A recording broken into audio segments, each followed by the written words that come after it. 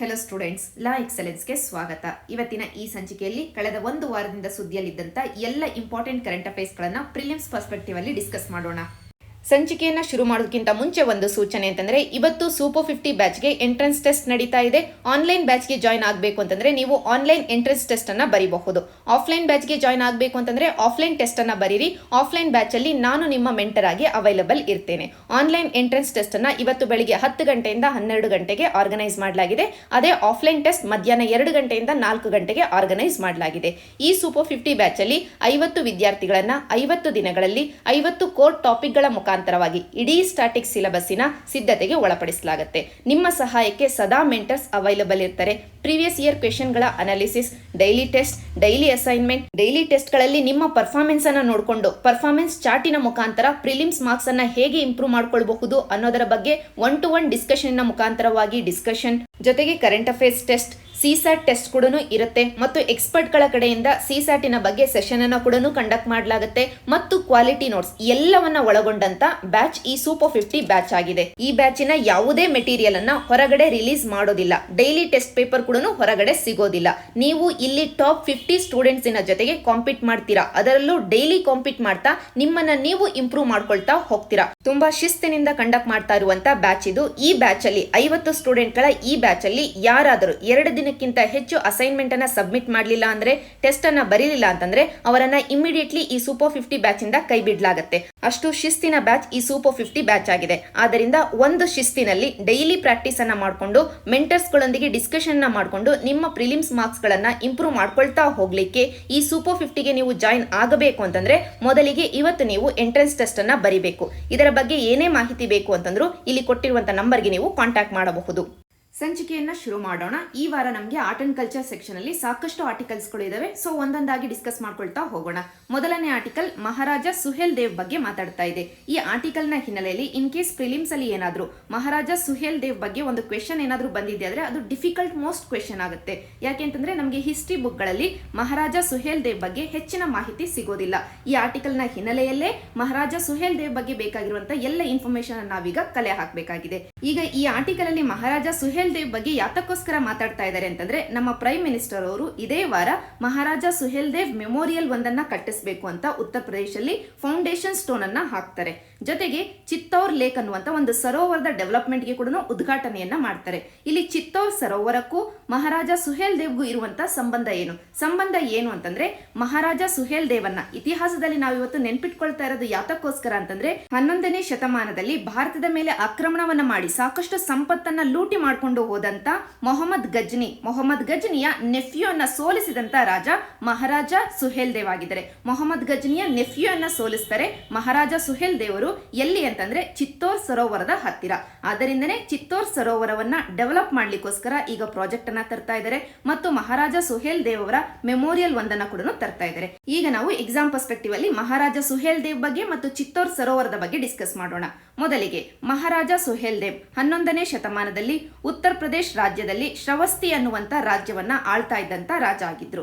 ಆ ಸಂದರ್ಭದಲ್ಲಿ ಇಂಡಿಯಾದ ಮೇಲೆ ಆಕ್ರಮಣ ಮಾಡಿ ಸಾಕಷ್ಟು ಸಂಪತ್ತನ್ನ ದೋಚಿಕೊಂಡು ಹೋಗ್ತಾ ಇದ್ದ ಮೊಹಮ್ಮದ್ ಗಜ್ನಿಯನ್ನ ಸೋಲಿಸಬೇಕು ಅನ್ನುವ ಕಾರಣಕ್ಕೋಸ್ಕರ ಗೊರಿಲ್ಲಾ ಯುದ್ಧವನ್ನ ಮಾಡ್ತಾ ಸಾಕಷ್ಟು ಪ್ರಯತ್ನವನ್ನ ಮಾಡ್ತಾ ಇದ್ರು ಮಹಾರಾಜ ಸುಹೇಲ್ ದೇವ್. ಅದಕ್ಕೋಸ್ಕರ ತನ್ನ ಜೊತೆಗೆ ಇತರ ಸಣ್ಣ ಪುಟ್ಟ ರಾಜರನ್ನ ಕೂಡ, ಸಣ್ಣ ಪುಟ್ಟ ಕಮ್ಯುನಿಟಿಗಳನ್ನ ಕೂಡ, ಫಾರ್ ಎಕ್ಸಾಂಪಲ್ ತಾರು ಅನ್ನುವಂತ ಸಮುದಾಯ, ಬಂಜಾರ ಅನ್ನುವಂತ ಸಮುದಾಯ, ಇವರೆಲ್ಲರನ್ನ ಒಟ್ಟುಗೂಡಿಸಿ ಮೊಹಮ್ಮದ್ ಗಜ್ನಿಯ ಮೇಲೆ ಆಕ್ರಮಣವನ್ನ ಮಾಡ್ಲಿಕ್ಕೋಸ್ಕರ, ಮೊಹಮ್ಮದ್ ಗಜ್ನಿಯನ್ನ ಸೋಲಿಸ್ಲಿಕ್ಕೋಸ್ಕರ, ಅವಕಾಶಕ್ಕೋಸ್ಕರ ಕಾಯ್ತಾ ಇದ್ರು ಮಹಾರಾಜ ಸುಹೇಲ್ ದೇವ್. ಅಂತ ಒಂದು ಅವಕಾಶ ಸಿಗುತ್ತೆ ಯಾವಾಗ ಅಂತಂದ್ರೆ, ಮೊಹಮ್ಮದ್ ಗಜ್ನಿಯ ನೆಫ್ಯೂ ಆಗಿದ್ದಂತ ಘಾಜಿ ಸಲಾರ್ ಮಸೂದ್ ಅನ್ನುವಂತ ವ್ಯಕ್ತಿ ಮತ್ತು ಮಹಾರಾಜ ಸುಹೇಲ್ ದೇವ್ ಇವರಿಬ್ಬರು ಯುದ್ಧವನ್ನ ಮಾಡ್ತಾರೆ. ಎಲ್ಲಿ ಅಂತಂದ್ರೆ ಚಿತ್ತೋರ್ ಸರೋವರದ ಹತ್ತಿರ. ಆ ಯುದ್ಧದ ಸಂದರ್ಭದಲ್ಲಿ ಮಹಾರಾಜ ಸುಹೇಲ್ ದೇವ್ ಅವರು ಈ ಗಾಜಿ ಸಲಾರ್ ಮಸೂದ್ ಅನ್ನ ಕೊಂದು ಹಾಕಿದ್ದರ ಬಗ್ಗೆ ನಮಗೆ ಹಿಸ್ಟ್ರಿಯಲ್ಲಿ ಎಲ್ಲಿ ಮಾಹಿತಿ ಸಿಗುತ್ತೆ ಅಂತಂದ್ರೆ, ಮೀರ್ ಐ ಮಸೂದಿ ಅನ್ನುವಂತ ಒಂದು ಪುಸ್ತಕದಲ್ಲಿ. ಮೀರ್ ಐ ಮಸೂದಿ ಅನ್ನೋದು ಒಂದು ಬಯೋಗ್ರಫಿ ಆಗಿದೆ. ಸಲಾರ್ ಮಸೂದ್ ಅವರ ಬಯೋಗ್ರಫಿ ಆಗಿದೆ. ಆದರೆ ಇದು ರಚಿತವಾಗಿದ್ದು 17ನೇ ಶತಮಾನದಲ್ಲಿ. ಈ ಪುಸ್ತಕದಲ್ಲಿ ಮಹಾರಾಜ ಸುಹೇಲ್ ದೇವ್ ಅವರ ಬಗ್ಗೆ ಉಲ್ಲೇಖ ಇದೆ. ಯಾಕೆಂತಂದ್ರೆ ಈ ಪುಸ್ತಕ ಹೇಳ್ತಾ ಇರೋದೇ ಸಲಾರ್ ಮಸೂದ್ ಬಗ್ಗೆ. ಸಲಾರ್ ಮಸೂದ್ ಅನ್ನ ಕೊಂದದ್ದು ಯಾರು? ಮಹಾರಾಜ ಸುಹೇಲ್ ದೇವ್. ಆದ್ದರಿಂದ ಈ ಪುಸ್ತಕದಲ್ಲಿ ನಮಗೆ ಮಹಾರಾಜ ಸುಹೇಲ್ ದೇವ್ ಬಗ್ಗೆ ಸಾಕಷ್ಟು ಡೀಟೇಲ್ಗಳು ಸಿಗ್ತವೆ. ನಂತರ ಉತ್ತರ ಪ್ರದೇಶದ ಹಲವಾರು ಏರಿಯಾಗಳಲ್ಲಿ ಮಹಾರಾಜ ಸುಹೇಲ್ ದೇವ್ ಬಗ್ಗೆ ದಂತಕಥೆಗಳು ಇದಾವೆ. ಆ ದಂತಕಥೆಗಳಲ್ಲಿ ಇವರನ್ನ ರಾಜ್ಭಾರ್ ಅನ್ನುವಂತ ಹೆಸರಿನಿಂದ ಕರೀತಾರೆ. ಜೊತೆಗೆ ಉತ್ತರ ಪ್ರದೇಶದಲ್ಲಿ ಇರುವಂತಹ ಕೆಲವೊಂದು ಜಾತಿಗಳು, ರಾಜ್ಭಾರ್ಸ್ ಅನ್ನುವಂತ ಜಾತಿ, ಪಾಸೀಸ್ ಅನ್ನುವಂತ ಜಾತಿ, ಈ ಜಾತಿಗಳು ತಮ್ಮ ಸಮುದಾಯಕ್ಕೆ ಸೇರಿರೋರು ಮಹಾರಾಜ ಸುಹೇಲ್ ದೇವ್ ಅನ್ನುವಂತ ಮಾತನ್ನ ಕೂಡ ಹೇಳ್ತಾರೆ. ಇಷ್ಟು ನಮಗೆ ಮಹಾರಾಜ ಸುಹೇಲ್ ದೇವ್ ಅವರ ಬಗ್ಗೆ. ಈಗ ಯುದ್ಧ ಆದಂತ ಸ್ಥಳ ಆಗಿರುವಂತ ಚಿತ್ತೌರ್ ಲೇಕಿನ ಬಗ್ಗೆ ಒಂದಷ್ಟು ಪಾಯಿಂಟ್ ಗಳನ್ನ ನೋಡಬೇಕು. ಮೊದಲಿಗೆ ಈ ಚಿತ್ತೌರ ಸರೋವರ ಅನ್ನೋದು ಎಲ್ಲಿದೆ ಅಂತಂದ್ರೆ ಉತ್ತರ ಪ್ರದೇಶ ರಾಜ್ಯದ ಬಹರೈಚ್ ಡಿಸ್ಟಿಕ್ ಅಲ್ಲಿ ಲೊಕೇಟ್ ಆಗಿರುವಂತ ಒಂದು ಸರೋವರ ಇದಾಗಿದೆ. ಈ ಸರೋವರದಿಂದ ತೇರಿ ನದಿ ಅನ್ನುವಂತ ಒಂದು ಸಣ್ಣ ನದಿ ಹುಟ್ಟಿ ಹರಿಯುತ್ತೆ. ಈ ತೇರಿ ನದಿ ಮತ್ತು ಚಿತ್ತೌರ ಸರೋವರದ ಹತ್ತಿರ ಸಾಕಷ್ಟು ವಲಸೆ ಪಕ್ಷಿಗಳು ಬಂದು ಸೇರ್ತವೆ. ಜೊತೆಗೆ ಈ ಸರೋವರ ಹಿಂದೂ ಪಿಲಿಗ್ರಿಮೇಜ್ ಸೈಟ್ ಕೂಡ ಆಗಿದೆ. ಹಿಂದೂಗಳಿಗೆ ಪವಿತ್ರ ಸ್ಥಳ ಕೂಡ ಆಗಿದೆ. ಅದರಲ್ಲೂ ಈ ಸರೋವರದ ಹತ್ತಿರ ಕಾರ್ತಿಕ ಪೂರ್ಣಿಮೆಯ ಸಂದರ್ಭದಲ್ಲಿ, ವಸಂತ ಪಂಚಮಿಯ ಸಂದರ್ಭದಲ್ಲಿ ಸಾಕಷ್ಟು ಹಬ್ಬಗಳು ಕೂಡ ಆಗ್ತವೆ. ಜೊತೆಗೆ ಈಗಾಗಲೇ ನಾವು ಡಿಸ್ಕಸ್ ಮಾಡಿರೋ ಹಾಗೆ ಈ ಚಿತ್ತೌರ ಸರೋವರದ ಹತ್ತಿರವೇ ನಾವು ಈಗ ತಾನೇ ಡಿಸ್ಕಸ್ ಮಾಡಿದಂತ ರಾಜ ಸುಹೇಲ್ ದೇವ್ ಮತ್ತು ಗಜನಿಯ ನೆಫ್ಯೂ ಆಗಿದ್ದಂತ ಗಾಜಿ ಸಲಾರ್ ಮಸೂದ್ ಇವರಿಬ್ಬರ ನಡುವೆ ಯುದ್ಧ ಆಗಿದ್ದು ಮತ್ತು ಗಾಜಿ ಸಲಾರ್ ಮಸೂದ್ ಅನ್ನ ಮಹಾರಾಜ ಸುಹೇಲ್ ದೇವ್ ಕೊಂದದ್ದು. ನಂತರ ಈ ಸರೋವರದ ಹತ್ತಿರ ಒಂದು ಆಶ್ರಮ ಕೂಡ ಇದೆ. ಈ ಆಶ್ರಮದಲ್ಲಿ ಮುನಿ ಅಷ್ಟವರ್ಕ ಅನ್ನುವಂತ ಋಷಿ ಕೂಡ ಜೀವಿಸಿದ್ದ ಅಂತ ಲೆಜೆಂಡ್ಗಳು ಹೇಳ್ತವೆ. ನಂತರ ಈ ಸರೋವರದ ಹತ್ತಿರ ಒಂದು ಟೆಂಪಲ್ ಕಾಂಪ್ಲೆಕ್ಸ್ ಕೂಡ ಇದೆ. ಆ ಟೆಂಪಲ್ ಕಾಂಪ್ಲೆಕ್ಸ್ ಅಲ್ಲಿ ಮಹಾರಾಜ ಸುಹೇಲ್ ದೇವ್ ಅವರ ಸ್ಟ್ಯಾಚ್ಯೂ ಒಂದಿದೆ. ಜೊತೆಗೆ ದುರ್ಗಾ ಮಾತೆಯ ದೇವಸ್ಥಾನ ಒಂದು ಕೂಡ ಇದೆ. ಇಷ್ಟು ನಮಗೆ ಚಿತ್ತೌರ ಲೇಕಿನ ಬಗ್ಗೆ ಮತ್ತು ಮಹಾರಾಜ ಸುಹೇಲ್ ದೇವ್ ಅವರ ಬಗ್ಗೆ ಬೇಸಿಕ್ ಡೀಟೇಲ್ಸ್ ಪ್ರಿಲಿಮ್ಸ್ ಪರ್ಸ್ಪೆಕ್ಟಿವ್ ಅಲ್ಲಿ. ನಂತರ ಇದೇ ವಾರ ದಿ ಹಿಂದೂನಲ್ಲಿ ಬಂದಂತ ಈ ಆರ್ಟಿಕಲ್ ಅಲ್ಲಿ ಪುರಿ ಜಗನ್ನಾಥ ಟೆಂಪಲ್ ನ ಬಗ್ಗೆ ಮತ್ತು ಒಡಿಸಾದ ಏಕಮ್ರಾ ಕ್ಷೇತ್ರದ ಬಗ್ಗೆ ಮಾತಾಡ್ತಾ ಇದ್ದಾರೆ. ಪುರಿ ಜಗನ್ನಾಥ ಟೆಂಪಲ್ ನ ಬಗ್ಗೆ ಡೀಟೇಲ್ಡ್ ಆಗಿ ಡಿಸ್ಕಸ್ ಮಾಡೋಣ. ಅದಕ್ಕಿಂತ ಮುಂಚೆ ಏಕಮ್ರಾ ಕ್ಷೇತ್ರದ ಬಗ್ಗೆ ಹೇಳೋದಾದ್ರೆ, ಏಕಮ್ರಾ ಕ್ಷೇತ್ರ ಅಂತಂದ್ರೆ ಒಡಿಸ್ಸಾ ರಾಜ್ಯದ ಭುವನೇಶ್ವರ್ ಸಿಟಿ ಏನಿದೆ ಇದನ್ನ ಟೆಂಪಲ್ ಸಿಟಿ ಆಫ್ ಭುವನೇಶ್ವರ್ ಅಂತ ಕರಿತೀವಿ. ಈ ಟೆಂಪಲ್ ಸಿಟಿ ಆಫ್ ಭುವನೇಶ್ವರನ್ನೇ ಏಕಮ್ರಾ ಕ್ಷೇತ್ರ ಅಂತ ಕರೀತಾರೆ. ಈ ಪದವನ್ನ ನೆನ್ಪಿಟ್ಕೊಳ್ಳಿ. ಯಾಕೆಂತಂದ್ರೆ ಈಗ ಸದ್ಯಕ್ಕೆ ಯುನೆಸ್ಕೋ ಹೆರಿಟೇಜ್ ಸೈಟ್ಸ್ಗೆ ಈ ಒಂದು ಏಕಮ್ರಾ ಕ್ಷೇತ್ರವನ್ನ ಅಂದ್ರೆ ಟೆಂಪಲ್ ಸಿಟಿ ಆಫ್ ಭುವನೇಶ್ವರನ್ನ ಆಡ್ ಮಾಡಬೇಕು ಅಂತ ನಾವು ಪ್ರಯತ್ನ ಪಡ್ತಾ ಇದ್ದೀವಿ. ಆ ಪ್ರಯತ್ನದಲ್ಲಿ ಈಗ ಸದ್ಯಕ್ಕೆ ಏಕಮ್ರಾ ಕ್ಷೇತ್ರ ಟೆಂಟೇಟಿವ್ ಲಿಸ್ಟ್ ಅಲ್ಲಿ ಇದೆ. ಅಂದ್ರೆ ಇನ್ನು ಯುನೆಸ್ಕೋ ಹೆರಿಟೇಜ್ ಸೈಟ್ಸ್ ಲಿಸ್ಟ್ ಗೆ ಆಡ್ ಆಗಿಲ್ಲ, ಮುಂದೆ ಆಡ್ ಆಗೋದಿದೆ. ಅದಕ್ಕೆ ಬೇಕಾಗಿರುವಂತಹ ಎಲ್ಲ ಫಾರ್ಮಾಲಿಟೀಸ್ ಗಳನ್ನ ಈಗ ಇಂಡಿಯಾ ತನ್ನ ಕಡೆಯಿಂದ ಮಾಡ್ತಾ ಇದೆ. ಸೊ ಮೊದಲನೇ ಪಾಯಿಂಟ್, ಏಕಮ್ರಾ ಕ್ಷೇತ್ರ ಅಂದ್ರೆ ಏನು, ಎಲ್ಲಿ ಲೊಕೇಟ್ ಆಗಿದೆ ಅಂತ ಕೇಳಬಹುದು ಪ್ರಿಲಿಮ್ಸ್ ಅಲ್ಲಿ. ಏಕಮ್ರಾ ಕ್ಷೇತ್ರ ಲೊಕೇಟ್ ಆಗಿರೋದು ಒಡಿಸ್ಸಾ ರಾಜ್ಯದಲ್ಲಿ. ಒಡಿಸ್ಸಾ ರಾಜ್ಯದಲ್ಲಿರುವಂತಹ ಟೆಂಪಲ್ ಸಿಟಿ ಆಫ್ ಭುವನೇಶ್ವರನ್ನೇ ಏಕಮ್ರಾ ಕ್ಷೇತ್ರ ಅಂತ ಕರಿತೀವಿ. ಈ ಟೆಂಪಲ್ ಸಿಟಿ ಆಫ್ ಭುವನೇಶ್ವರ್ ಅಲ್ಲಿ ಒಂದು ಲಿಂಗರಾಜ ಟೆಂಪಲ್ ಇದೆ, ಮುಕ್ತೇಶ್ವರ ಟೆಂಪಲ್ ಇದೆ, ರಾಜಾರಾಣಿ ಟೆಂಪಲ್ ಇದೆ. ಇಷ್ಟೆಲ್ಲ ಟೆಂಪಲ್ ಗಳನ್ನ ಒಳಗೊಂಡಿರೋದ್ರಿಂದನೇ ಈ ಏರಿಯಾವನ್ನ ಏಕಮ್ರಾ ಕ್ಷೇತ್ರ ಅಂತ ಕರೀತಾರೆ. ಸೊ ಮೊದಲನೇ ಪಾಯಿಂಟ್ ಆಯ್ತು. ಈಗ ಎರಡನೇ ಪಾಯಿಂಟ್, ಈ ಆರ್ಟಿಕಲ್ ನ ಹಿನ್ನೆಲೆಯಲ್ಲಿ ನಾವು ಡಿಸ್ಕಸ್ ಮಾಡಬೇಕಾಗಿರೋದು ಪುರಿ ಜಗನ್ನಾಥ ಟೆಂಪಲ್ ನ ಬಗ್ಗೆ. ಈ ಪುರಿ ಜಗನ್ನಾಥ ಟೆಂಪಲ್ ಅನ್ನ 12ನೇ ಸೆಂಚುರಿಯಲ್ಲಿ ಕಿಂಗ್ ಅನಂತವರ್ಮನ್ ಚೋಡಗಂಗದೇವ ಅನ್ನುವಂತ ರಾಜ ಕಟ್ಟಿಸ್ತಾನೆ. ಈಸ್ಟರ್ನ್ ಗಂಗಾ ಡಿನಾಸ್ಟಿಗೆ ಬಿಲಾಂಗ್ ಆಗಿರುವಂತ ಕಿಂಗ್ ಅನಂತವರ್ಮನ್ ಚೋಡಗಂಗಾದೇವ ಕಟ್ಟಿಸಿದಂತ temple Puri Jagannath temple. Puri Jagannath temple ಅನ್ನ ಯಮನಿಕ ತೀರ್ಥ ಅಂತ ಕೂಡ ಕರೀತಾರೆ. ಯಾಕೆ ಅಂತಂದ್ರೆ ಈ ದೇವಸ್ಥಾನದ ಹತ್ತಿರ ಯಮನ ಶಕ್ತಿ ಕೂಡ ಕೆಲಸವನ್ನ ಮಾಡೋದಿಲ್ಲ. ವಿಷ್ಣುವಿನ ರೂಪ ಆಗಿರುವಂತ ಲಾರ್ಡ್ ಜಗನ್ನಾಥನ ಸಾನ್ನಿಧ್ಯದಲ್ಲಿ ಯಮನ ಶಕ್ತಿ ಕೂಡ, ಯಮ ಅಂತಂದ್ರೆ ಸಾವಿನ ದೇವರು ಆಗಿರುವಂತ ಯಮನ ಶಕ್ತಿ ಕೂಡ ಶೂನ್ಯ ಆಗತ್ತೆ ಅನ್ನುವಂತ ನಂಬಿಕೆ ಇದೆ. ಇದು ಮೊದಲನೇ ಪಾಯಿಂಟ್. ಇಲ್ಲಿ ಯಾವ ದೇವಸ್ಥಾನವನ್ನ ನಾವು ಯಮನಿಕ ತೀರ್ಥ ಅಂತ ಕರಿತೀವಿ ಅಂತ ಪ್ರಿಲಿಮ್ಸ್ ಅಲ್ಲಿ ಕೇಳಬಹುದು. ಪುರಿ ಜಗನ್ನಾಥ ಟೆಂಪಲ್ ಅಂತ ನೆನಪಿರಬೇಕು. ಎರಡನೇದಾಗಿ ಈ ಪುರಿ ಜಗನ್ನಾಥ ಟೆಂಪಲ್ ಅನ್ನ ವೈಟ್ ಪಗೋಡಾ ಅಂತ ಕೂಡ ಕರಿತೀವಿ. ವೈಟ್ ಪಗೋಡಾ ಅಂತ ಪುರಿ ಜಗನ್ನಾಥ ಟೆಂಪಲ್ ಅನ್ನ ಕರಿತೀವಿ. ಬ್ಲಾಕ್ ಪಗೋಡಾ ಅಂತ ಕೊನಾರ್ಕ್ ಸೂರ್ಯ ದೇವಸ್ಥಾನವನ್ನ ಕರಿತೀವಿ. ಈ ಪಾಯಿಂಟ್ ಅನ್ನ ಕೂಡ ನೆನಪಿಟ್ಕೊಳ್ಳಿ. ನಂತರ ಈ ಪುರಿ ಜಗನ್ನಾಥ ಟೆಂಪಲ್ ನ ಸ್ಪೆಷಾಲಿಟಿ ಏನು ಅಂತಂದ್ರೆ, ಹಿಂದೂ ಧರ್ಮದಲ್ಲಿ 4 ಧಾಮ್ ಅನ್ನುವಂತ ಒಂದು ಕಾನ್ಸೆಪ್ಟ್ ಬರುತ್ತೆ. ಇಂಡಿಯಾದಲ್ಲಿ 4 ಸ್ಥಳಗಳಲ್ಲಿ 4 ಧಾಮ್ಗಳನ್ನ ನಾವು ಕಾಣ್ತೀವಿ. ಉತ್ತರದಲ್ಲಿ ಬದ್ರಿನಾಥ್, ದಕ್ಷಿಣದಲ್ಲಿ ರಾಮೇಶ್ವರಂ, ಪಶ್ಚಿಮದಲ್ಲಿ ದ್ವಾರಕಾ, ಪೂರ್ವದಲ್ಲಿ ಪುರಿ ಅಂತ ಹೇಳ್ತಾ ಇರಬೇಕಾದ್ರೆ ಜಗನ್ನಾಥ ಟೆಂಪಲ್ ಅನ್ನು ನಾವು ರೆಫರ್ ಮಾಡ್ತೀವಿ. ಸೊ ಹಿಂದೂ ಧರ್ಮದಲ್ಲಿರುವಂತ 4 ಪವಿತ್ರ ಸ್ಥಳಗಳು 4 ಧಾಮ್ ಅನ್ನುವಂತ ಯಾತ್ರಾ ಸ್ಥಳಗಳಲ್ಲಿ ಒಂದಾಗಿದೆ ಈ ಪುರಿ ಜಗನ್ನಾಥ ಟೆಂಪಲ್. ನಂತರ ಈ ದೇವಸ್ಥಾನದ ಬಗ್ಗೆನೇ ಸ್ಪೆಸಿಫಿಕ್ ಆಗಿ ಮಾತಾಡೋದಾದ್ರೆ, ಈ ದೇವಸ್ಥಾನಕ್ಕೆ 4 ಗೇಟ್ಗಳು ಇದಾವೆ. ಈ 4 ಗೇಟ್ಗಳಲ್ಲಿ ಪೂರ್ವಕ್ಕೆ ಇರುವಂತ ಗೇಟ್ ಅನ್ನ ಸಿಂಗ್ ದ್ವಾರ ಅಂತ ಕರೀತಾರೆ. ಈ ಒಂದು ಗೇಟಿನ ಹತ್ತಿರ 2 ಸಿಂಹಗಳ ವಿಗ್ರಹಗಳು ಇದಾವೆ, ಆದ್ದರಿಂದನೇ ಸಿಂಗ್ ದ್ವಾರ ಅಂತ ಕರೀತಾರೆ. ಅದೇ ರೀತಿಯಾಗಿ ಪಶ್ಚಿಮದ ಕಡೆಗೆ ಇರುವಂತ ದ್ವಾರವನ್ನ ವ್ಯಾಘ್ರ ದ್ವಾರ ಅಂತ ಕರೀತಾರೆ. ಅಲ್ಲಿ ನಾವು ಹುಲಿಯ ವಿಗ್ರಹವನ್ನ ಕಾಣಬಹುದು. ಅದೇ ರೀತಿಯಾಗಿ ದಕ್ಷಿಣದ ಕಡೆಗೆ ಇರುವಂತ ದ್ವಾರವನ್ನ ಅಶ್ವದ್ವಾರ ಅಂತ ಕರೀತಾರೆ. ಅಲ್ಲಿ ನಾವು ಕುದುರೆಯ ವಿಗ್ರಹವನ್ನ ಕಾಣಬಹುದು. ಅದೇ ರೀತಿಯಾಗಿ ಉತ್ತರದ ಕಡೆಗೆ ಇರುವಂತ ದ್ವಾರವನ್ನ ಹಸ್ತಿದ್ವಾರ ಅಂತ ಕರೀತಾರೆ. ಅಲ್ಲಿ ನಾವು ಆನೆಯ ವಿಗ್ರಹವನ್ನ ಕಾಣಬಹುದು. ಇಷ್ಟು ಈ ದೇವಸ್ಥಾನಕ್ಕೆ ಇರುವಂತ 4 ಗೇಟ್ಗಳ ಬಗ್ಗೆ. ನಂತರ ಈ ದೇವಸ್ಥಾನದ ಎದುರುಗಡೆ ಒಂದು ಅರುಣ ಸ್ತಂಭ ಅಥವಾ ಸೂರ್ಯನಿಗೆ ಸಂಬಂಧಪಟ್ಟಂತ ಒಂದು ಸ್ತಂಭ ಇದೆ. ಈ ಸ್ತಂಭ ಒರಿಜಿನಲಿ ಕೊನಾರ್ಕ್ ಅಲ್ಲಿ ಇರುವಂತ ಸೂರ್ಯ ದೇವಸ್ಥಾನಕ್ಕೆ ಬಿಲಾಂಗ್ ಆಗಿದ್ದು ಅಂತ ಕೂಡ ಹೇಳ್ತಾರೆ. ನಂತರ ಈ ದೇವಸ್ಥಾನದ ಹತ್ತಿರ ವರ್ಲ್ಡ್ ಫೇಮಸ್ ರಥಯಾತ್ರಾ ನಡೆಯುತ್ತೆ. ನಂತರ ಬಹುದಾ ಯಾತ್ರಾ ಕೂಡ ನಡೆಯುತ್ತೆ. ಇಷ್ಟು ನಮಗೆ ಪುರಿ ಜಗನ್ನಾಥ ಟೆಂಪಲ್ ನ ಬಗ್ಗೆ ಬೇಸಿಕ್ ಡೀಟೇಲ್ಸ್ ಪ್ರಿಲಿಮ್ಸ್ ಪರ್ಸ್ಪೆಕ್ಟಿವ್ ಅಲ್ಲಿ ತಿಳಿದಿರಬೇಕಾದಂತದ್ದು. ನಂತರ ಇದೇ ವಾರ PIBಯಲ್ಲಿ ಬಂದಂತ ಈ ಆರ್ಟಿಕಲ್ ಅಲ್ಲಿ ಹೇಳ್ತಾ ಇದ್ದಾರೆ, ಪ್ರಧಾನಮಂತ್ರಿಯವರ ಪರವಾಗಿ ಮೈನಾರಿಟಿ ಅಫೇರ್ಸ್ ಮಿನಿಸ್ಟರ್ ಅವರು ದರ್ಗಾ ಅಜ್ಮೀರ್ ಶರೀಫ್ಗೆ ಚಾದರನ್ನ ಸಮರ್ಪಿಸಿದ್ರು ಅಂತ. ಇದರ ಹಿನ್ನೆಲೆಯಲ್ಲಿ ಎಕ್ಸಾಮ್ ಪರ್ಸ್ಪೆಕ್ಟಿವ್ ಅಲ್ಲಿ ನಮಗೆ ಬೇಕಾಗಿರುವಂತ ಡಿಸ್ಕಷನ್ ಅಂತಂದ್ರೆ ದರ್ಗಾ ಅಜ್ಮೀರ್ ಶರೀಫ್. ಈ ದರ್ಗಾದ ಬಗ್ಗೆ ಮೊದಲನೇ ಪಾಯಿಂಟ್ ಅಂತಂದ್ರೆ ಈ ದರ್ಗಾ ಯಾವ ಸಂತರಿಗೆ ಬಿಲಾಂಗ್ ಆಗಿದ್ದು ಅಂತಂದ್ರೆ ಅಥವಾ ಯಾವ ಸಂತರಿಗೆ ಸಂಬಂಧಪಟ್ಟಿದ್ದು ಅಂತಂದ್ರೆ ಖ್ವಾಜಾ ಮುಯಿನುದ್ದೀನ್ ಚಿಸ್ತಿ. ನಾವು ಮಧ್ಯಕಾಲೀನ ಇತಿಹಾಸದಲ್ಲಿ ವೆರಿ ಇಂಪಾರ್ಟೆಂಟ್ ಒಂದು ಟಾಪಿಕ್ ಅನ್ನು ನೋಡ್ತೀವಿ, ಅದೇ ಸೂಫಿಸಂ.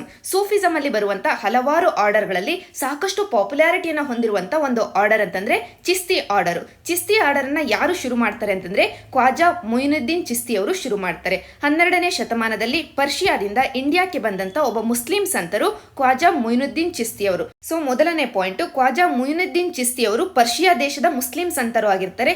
ಅವರು ಇಂಡಿಯಾಕ್ಕೆ ಬರ್ತಾರೆ ಯಾವ ಸಂದರ್ಭದಲ್ಲಿ ಅಂತಂದ್ರೆ ಡೆಲ್ಲಿ ಸುಲ್ತಾನೇಟ್ ಅಲ್ಲಿ ಇಲ್ತುತ್ಮಿಶ್ ಡೆಲ್ಲಿ ಸುಲ್ತಾನ ಆಗಿದ್ದಂತ ಸಂದರ್ಭದಲ್ಲಿ. ಇಲ್ತುತ್ಮಿಶ್ ಡೆಲ್ಲಿ ಸುಲ್ತಾನ ಆಗಿದ್ದಂತ ಸಂದರ್ಭದಲ್ಲಿ ಅಂದ್ರೆ 12ನೇ ಶತಮಾನದ ಸಂದರ್ಭದಲ್ಲಿ ಖ್ವಾಜಾ ಮುಯಿನುದ್ದೀನ್ ಚಿಸ್ತಿ ಅವರು ಪರ್ಷಿಯಾದಿಂದ ಇಂಡಿಯಾಕ್ಕೆ ಬರ್ತಾರೆ. ಇಂಡಿಯಾದಲ್ಲಿ ರಾಜಸ್ಥಾನಿನ ಅಜ್ಮೀರ್ ಅಲ್ಲಿ ಸೆಟಲ್ ಆಗ್ತಾರೆ. ಅಲ್ಲಿ ಇವರು ಕೊಟ್ಟಂತ ಪ್ರವಚನ ಸಾಕಷ್ಟು ಫೇಮಸ್ ಆಗ್ತಾ ಹೋಗುತ್ತೆ. ಸಾಕಷ್ಟು ಜನತೆ ಮತ್ತು ರಾಜರು ಕೂಡ ಅಟ್ರಾಕ್ಟ್ ಆಗ್ತಾರೆ ಖ್ವಾಜಾ ಮುಯಿನುದ್ದೀನ್ ಚಿಸ್ತಿ ಅವರ ಪ್ರವಚನದ ಕಡೆಗೆ. ಇವರನ್ನ ಗರೀಬ್ ನವಾಜ್ ಅಂತ ಕೂಡ ಕರೀತಾರೆ, ಅಂದ್ರೆ ಬಡವರ ಬಂಧು ಅಂತ ಕೂಡ ಕರೀತಾರೆ. ನಂತರ ಇವರ ಸಾವಿನ ನಂತರ ರಾಜಸ್ಥಾನದ ಅಜ್ಮೀರ್ ಅನ್ನುವಂತ ಸ್ಥಳದಲ್ಲೇ ದರ್ಗಾ ಒಂದನ್ನ ಕಟ್ಟಿಸಲಾಗುತ್ತೆ.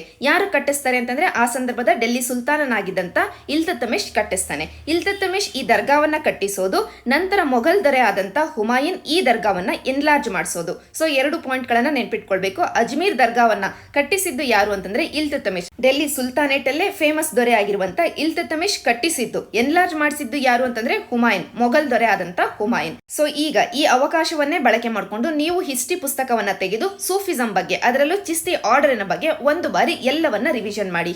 ನಂತರ ಆರ್ಟ್ ಅಂಡ್ ಕಲ್ಚರ್ ಅಲ್ಲೇ ಕಂಟಿನ್ಯೂ ಮಾಡೋದಾದ್ರೆ ದಿ ಹಿಂದೂನಲ್ಲಿ ಬಂದಂತ ಈ ಆರ್ಟಿಕಲ್ ಅಲ್ಲಿ ಕೇರಳ ರಾಜ್ಯದ ಪಾವಕೂತು ಅಥವಾ ತೋಲ್ ಪಾವಕೂತುವಿನ ಬಗ್ಗೆ ಮಾತಾಡ್ತಾ ಇದ್ದಾರೆ. ಯಾವ ರೀತಿಯಾಗಿ ಕರ್ನಾಟಕದಲ್ಲಿ ತೊಗಲುಗೊಂಬೆ ಆಟ ಇದೆಯೋ ಅದೇ ರೀತಿಯಾಗಿ ಕೇರಳದಲ್ಲಿ ಪಾವಕೂತು ಅಥವಾ ತೋಲ್ ಪಾವಕೂತು ಅನ್ನುವಂತ ಒಂದು ಶಾಡೋ ಪಪೆಟ್ರಿ ಇದೆ. ಈ ಶಾಡೋ ಪಪೆಟ್ರಿಗೆ ಈ ಆರ್ಟಿಕಲ್ ಅಲ್ಲಿ ಹೇಳ್ತಾ ಇದ್ದಾರೆ ಕೇರಳದಲ್ಲಿ ಈಗ ಸದ್ಯಕ್ಕೆ ರೋಬೋಟ್ ಗಳನ್ನ ಬಳಕೆ ಮಾಡ್ಕೊಳ್ತಿದ್ದಾರೆ ಅಂತ. ಇದರ ಹಿನ್ನೆಲೆಯಲ್ಲಿ ಆರ್ಟ್ ಅಂಡ್ ಕಲ್ಚರ್ ಪರ್ಸ್ಪೆಕ್ಟಿವ್ ಅಲ್ಲಿ ನಮಗೆ ಪ್ರಿಲಿಮ್ಸ್ಗೆ ಬೇಕಾಗಿರೋದು ಇಂಡಿಯಾದಲ್ಲಿ ಫೇಮಸ್ ಆಗಿ ಇರುವಂತ ಶಾಡೋ ಪಪೆಟ್ರಿ ಅಥವಾ ಗೊಂಬೆ ಆಟಗಳು, ಅದರಲ್ಲೂ ಯಾವ ರಾಜ್ಯದಲ್ಲಿ ಯಾವ ಪಪೆಟ್ರಿ ಫೇಮಸ್ ಆಗಿದೆ ಅಂತ. ಒಂದು ಕಡೆ ಕರ್ನಾಟಕದ್ದು ಈಗಾಗಲೇ ನಮಗೆ ಗೊತ್ತಿದೆ ತೊಗಲು ಗೊಂಬೆ ಆಟ, ಇದು ಕರ್ನಾಟಕದಲ್ಲಿ ಫೇಮಸ್ ಆಗಿರುವಂತ ಒಂದು ಪಪೆಟ್ರಿ ಆಗಿದೆ. ಅದೇ ರೀತಿಯಾಗಿ ತೋಲು ಬೊಮ್ಮಲಾಟ, ಇದು ಆಂಧ್ರ ಪ್ರದೇಶದಲ್ಲಿ ಫೇಮಸ್ ಆಗಿರುವಂತ ಒಂದು ಶಾಡೋ ಪಪೆಟ್ರಿ ಆಗಿದೆ. ಅದೇ ರೀತಿಯಾಗಿ ತಮಿಳುನಾಡು ರಾಜ್ಯದಲ್ಲಿ ತೋಲ್ ಬೊಮ್ಮಲಾಟ ಅನ್ನುವಂತ ಒಂದು ಶಾಡೋ ಪಪೆಟ್ರಿ ಇದೆ. ಅದೇ ಕೇರಳದಲ್ಲಿ ತೋಲ್ ಪಾವಕೂತು, ಈಗ ತಾನೇ ನಾವು ಆರ್ಟಿಕಲ್ ಅಲ್ಲಿ ಡಿಸ್ಕಸ್ ಮಾಡಿದ್ವಲ್ಲ ಪಾವಕೂತು ಅಥವಾ ತೋಲ್ ಪಾವಕೂತು ಅನ್ನುವಂತ ಶಾಡೋ ಪಪೆಟ್ರಿ ಸಾಕಷ್ಟು ಫೇಮಸ್ ಆಗಿದೆ.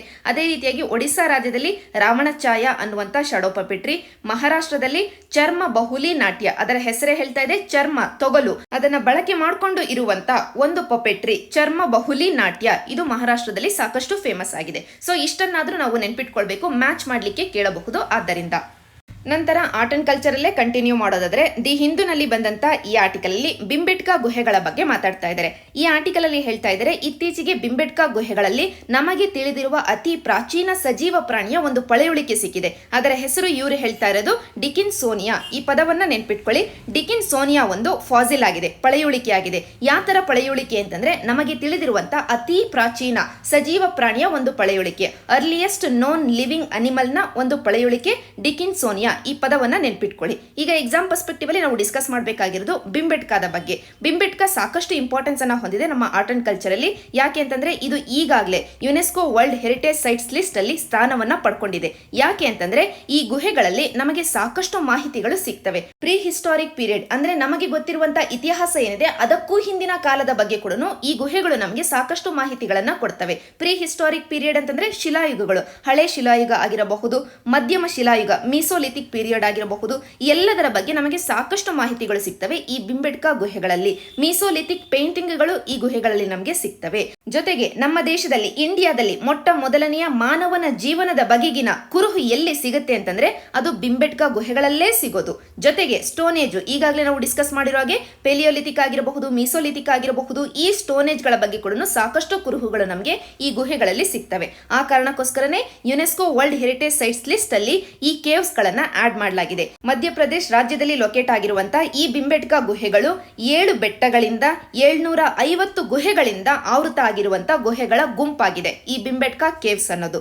ಈ ಒಂದು ಕೇವ್ಸ್ ಗಳ ಗುಂಪನ್ನ, ಈ ಗುಹೆಗಳ ಗುಂಪನ್ನ ಮೊದಲ ಬಾರಿಗೆ ಕಂಡವರು ಯಾರು ಅಂತಂದ್ರೆ VS ವಾಕಾಂಕರ್ ಅನ್ನುವಂತವರು. ಯಾವಾಗ ಅಂತಂದ್ರೆ 1957 ಅಲ್ಲಿ. ಇವರ ಹೆಸರನ್ನ ನೆನ್ಪಿಟ್ಕೊಳ್ಳಿ, KPSCಗೆ ಇಂಪಾರ್ಟೆಂಟ್ ಮತ್ತು UPSC ಕೂಡ ಇತ್ತೀಚೆಗೆ ಹೆಸರುಗಳನ್ನ ಕೇಳ್ತಾ ಇದೆ. ಫಾರ್ ಎಕ್ಸಾಂಪಲ್ ಅಶೋಕನ ಶಾಸನಗಳನ್ನ ಯಾರು ಮೊದಲಿಗೆ ಡೆಸಿಫರ್ ಮಾಡಿದ್ದು ಅಂತ ಈಗಾಗಲೇ ಕೇಳಲಾಗಿದೆ. ಆದ್ದರಿಂದ ಈ VS ವಾಕಾಂಕರ್ ಅನ್ನುವವರ ಹೆಸರನ್ನ ನೆನ್ಪಿಟ್ಕೊಳ್ಳಿ. ನಂತರ ಈ ಭೀಂಬೆಟ್ಕಾ ಗುಹೆಗಳು ಎಲ್ಲಿ ಲೊಕೇಟ್ ಆಗಿದಾವೆ ಅಂತ ಈಗಾಗಲೇ ನಾವು ಡಿಸ್ಕಸ್ ಮಾಡಿದ್ವಿ. ಮಧ್ಯಪ್ರದೇಶನ ಭೂಪಾಲಿನ ಹತ್ತಿರವೇ ಇರುವಂತಹ ಗುಹೆಗಳು ಇವಾಗಿದ್ದಾವೆ. ನಂತರ ಈ ಗುಹೆಗಳಲ್ಲಿರುವಂತಹ ಪೇಂಟಿಂಗ್ ವೆರಿ ಇಂಪಾರ್ಟೆಂಟ್. ಈ ಪೇಂಟಿಂಗ್ ಇಂದ ಸಾಕಷ್ಟು ಮಾಹಿತಿ ನಮಗೆ ಸಿಗುತ್ತೆ. ಅದರಲ್ಲೂ ಪ್ರೀ ಹಿಸ್ಟಾರಿಕ್ ಪೀರಿಯಡಿನ ಬಗ್ಗೆ ಸಾಕಷ್ಟು ಮಾಹಿತಿಯನ್ನ ಈ ಪೇಂಟಿಂಗ್ಗಳು ಕೊಡುತ್ತವೆ. ಸ್ಪೆಸಿಫಿಕಲಿ ಮೀಸೋಲಿಥಿಕ್ ಪೀರಿಯಡ್ ಅಲ್ಲಿ, ಸ್ಟೋನ್ ಏಜ್ ಅಲ್ಲೇ, ಶಿಲಾಯುಗದಲ್ಲೇ ಮಧ್ಯಮ ಶಿಲಾಯುಗ ಏನಿದೆ ಇದರ ಬಗ್ಗೆ ಸಾಕಷ್ಟು ಮಾಹಿತಿ ನಮಗೆ ಈ ಭೀಂಬೆಟ್ಕಾ ಕೇವ್ ಅಲ್ಲಿ ಇರುವಂತಹ ಪೇಂಟಿಂಗ್ ಇಂದ ಸಿಗುತ್ತೆ. ಈ ಪೇಂಟಿಂಗ್ ಅಲ್ಲಿ ಮೆಜಾರಿಟಿ ಕಲರ್ ಯಾವುದು ಇರೋದು ಅಂತಂದ್ರೆ ರೆಡ್ ಮತ್ತು ವೈಟ್. ಈ ಪೇಂಟಿಂಗ್ ಅಲ್ಲಿ ಇರುವಂತಹ ಥೀಮ್ ಗಳು ಯಾವ್ಯಾವು ಅಂತಂದ್ರೆ ಸಿಂಗಿಂಗ್ ಆಗಿರಬಹುದು, ಡ್ಯಾನ್ಸಿಂಗ್ ಆಗಿರಬಹುದು, ಹಂಟಿಂಗ್ ಆಗಿರಬಹುದು, ಇತರ ಸಾಮಾನ್ಯ ಚಟುವಟಿಕೆಗಳ ಬಗ್ಗೆ ಸಾಕಷ್ಟು ಪೇಂಟಿಂಗ್ ಗಳು ನಮಗೆ ಸಿಗ್ತವೆ. ಈ ಭೀಂಬೆಟ್ಕಾ ಗುಹೆಗಳ ಗುಂಪಿನಲ್ಲೇ ಅತಿ ಪ್ರಾಚೀನವಾಗಿರುವಂತಹ ಪೇಂಟಿಂಗ್ ಯಾವುದು ಅಂತ ನಾವು ಹುಡುಕಿದ್ದೆ ಆದ್ರೆ ಆ ಒಂದು ಪೇಂಟಿಂಗು 12,000 ವರ್ಷಗಳಷ್ಟು ಪ್ರಾಚೀನವಾಗಿರೋದು ಅಂತ ನಮಗೆ ಗೊತ್ತಾಗುತ್ತೆ.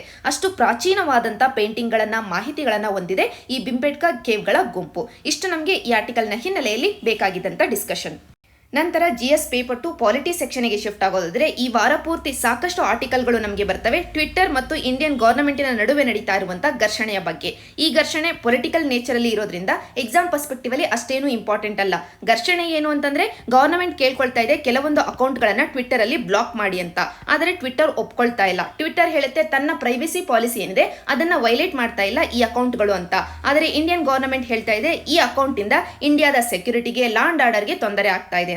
ಸೊ ಒಟ್ಟಾರೆಯಾಗಿ ಘರ್ಷಣೆ ನಡೀತಾ ಇದೆ ಟ್ವಿಟ್ಟರ್ ಮತ್ತು ಇಂಡಿಯನ್ ಗವರ್ನಮೆಂಟಿನ ನಡುವೆ. ಈ ಹಿನ್ನೆಲೆಯಲ್ಲಿ ಎಕ್ಸಾಮ್ ಪರ್ಸ್ಪೆಕ್ಟಿವ್ ಅಲ್ಲಿ ಒಂದು ಪಾಯಿಂಟ್ ನಮಗೆ ಬೇಕು. ಅದೇನು ಅಂತಂದ್ರೆ ಈ ರೀತಿಯ ಘರ್ಷಣೆಯ ಸಂದರ್ಭದಲ್ಲಿ, ಅದರಲ್ಲೂ ಸೋಷಿಯಲ್ ಮೀಡಿಯಾವನ್ನ ರೆಗ್ಯುಲೇಟ್ ಮಾಡ್ತಿರುವಂತಹ ಸಂದರ್ಭದಲ್ಲಿ ಇಂಡಿಯನ್ ಗವರ್ನಮೆಂಟ್ ಯಾವ ಕಾನೂನನ್ನ ಬಳಕೆ ಮಾಡುತ್ತೆ. ಈ ಕಾನೂನೇ ನಮಗೆ ಈಗ ಸದ್ಯಕ್ಕೆ ಎಕ್ಸಾಮ್ ಪರ್ಸ್ಪೆಕ್ಟಿವ್ ಅಲ್ಲಿ ಇಂಪಾರ್ಟೆಂಟ್. ಯಾವ ಕಾನೂನನ್ನ ಗವರ್ನಮೆಂಟ್ ಆಫ್ ಇಂಡಿಯಾ ಬಳಕೆ ಮಾಡ್ಕೊಳ್ತಾ ಇದೆ ಅಂತಂದ್ರೆ ಇನ್ಫಾರ್ಮೇಶನ್ ಟೆಕ್ನಾಲಜಿ ಆಕ್ಟ್ 2000 ಈ ಕಾಯ್ದೆಯನ್ನ ಬಳಕೆ ಮಾಡ್ಕೊಳ್ತಾ ಇದೆ. ಈ ಕಾಯ್ದೆಯನ್ನ ಬಳಕೆ ಮಾಡಿಕೊಂಡು ಇಂಡಿಯನ್ ಗವರ್ನಮೆಂಟ್ ಇಲ್ಲಿ ಇಂಟರ್ಮೀಡಿಯರಿ ಆಗಿರುವಂತ ಟ್ವಿಟ್ಟರ್ ಅನ್ನ ಕೇಳ್ಕೊಳ್ತಾ ಇದೆ ಕೆಲವೊಂದು ಅಕೌಂಟ್ ಅನ್ನ ಬ್ಲಾಕ್ ಮಾಡಿ ಅಂತ.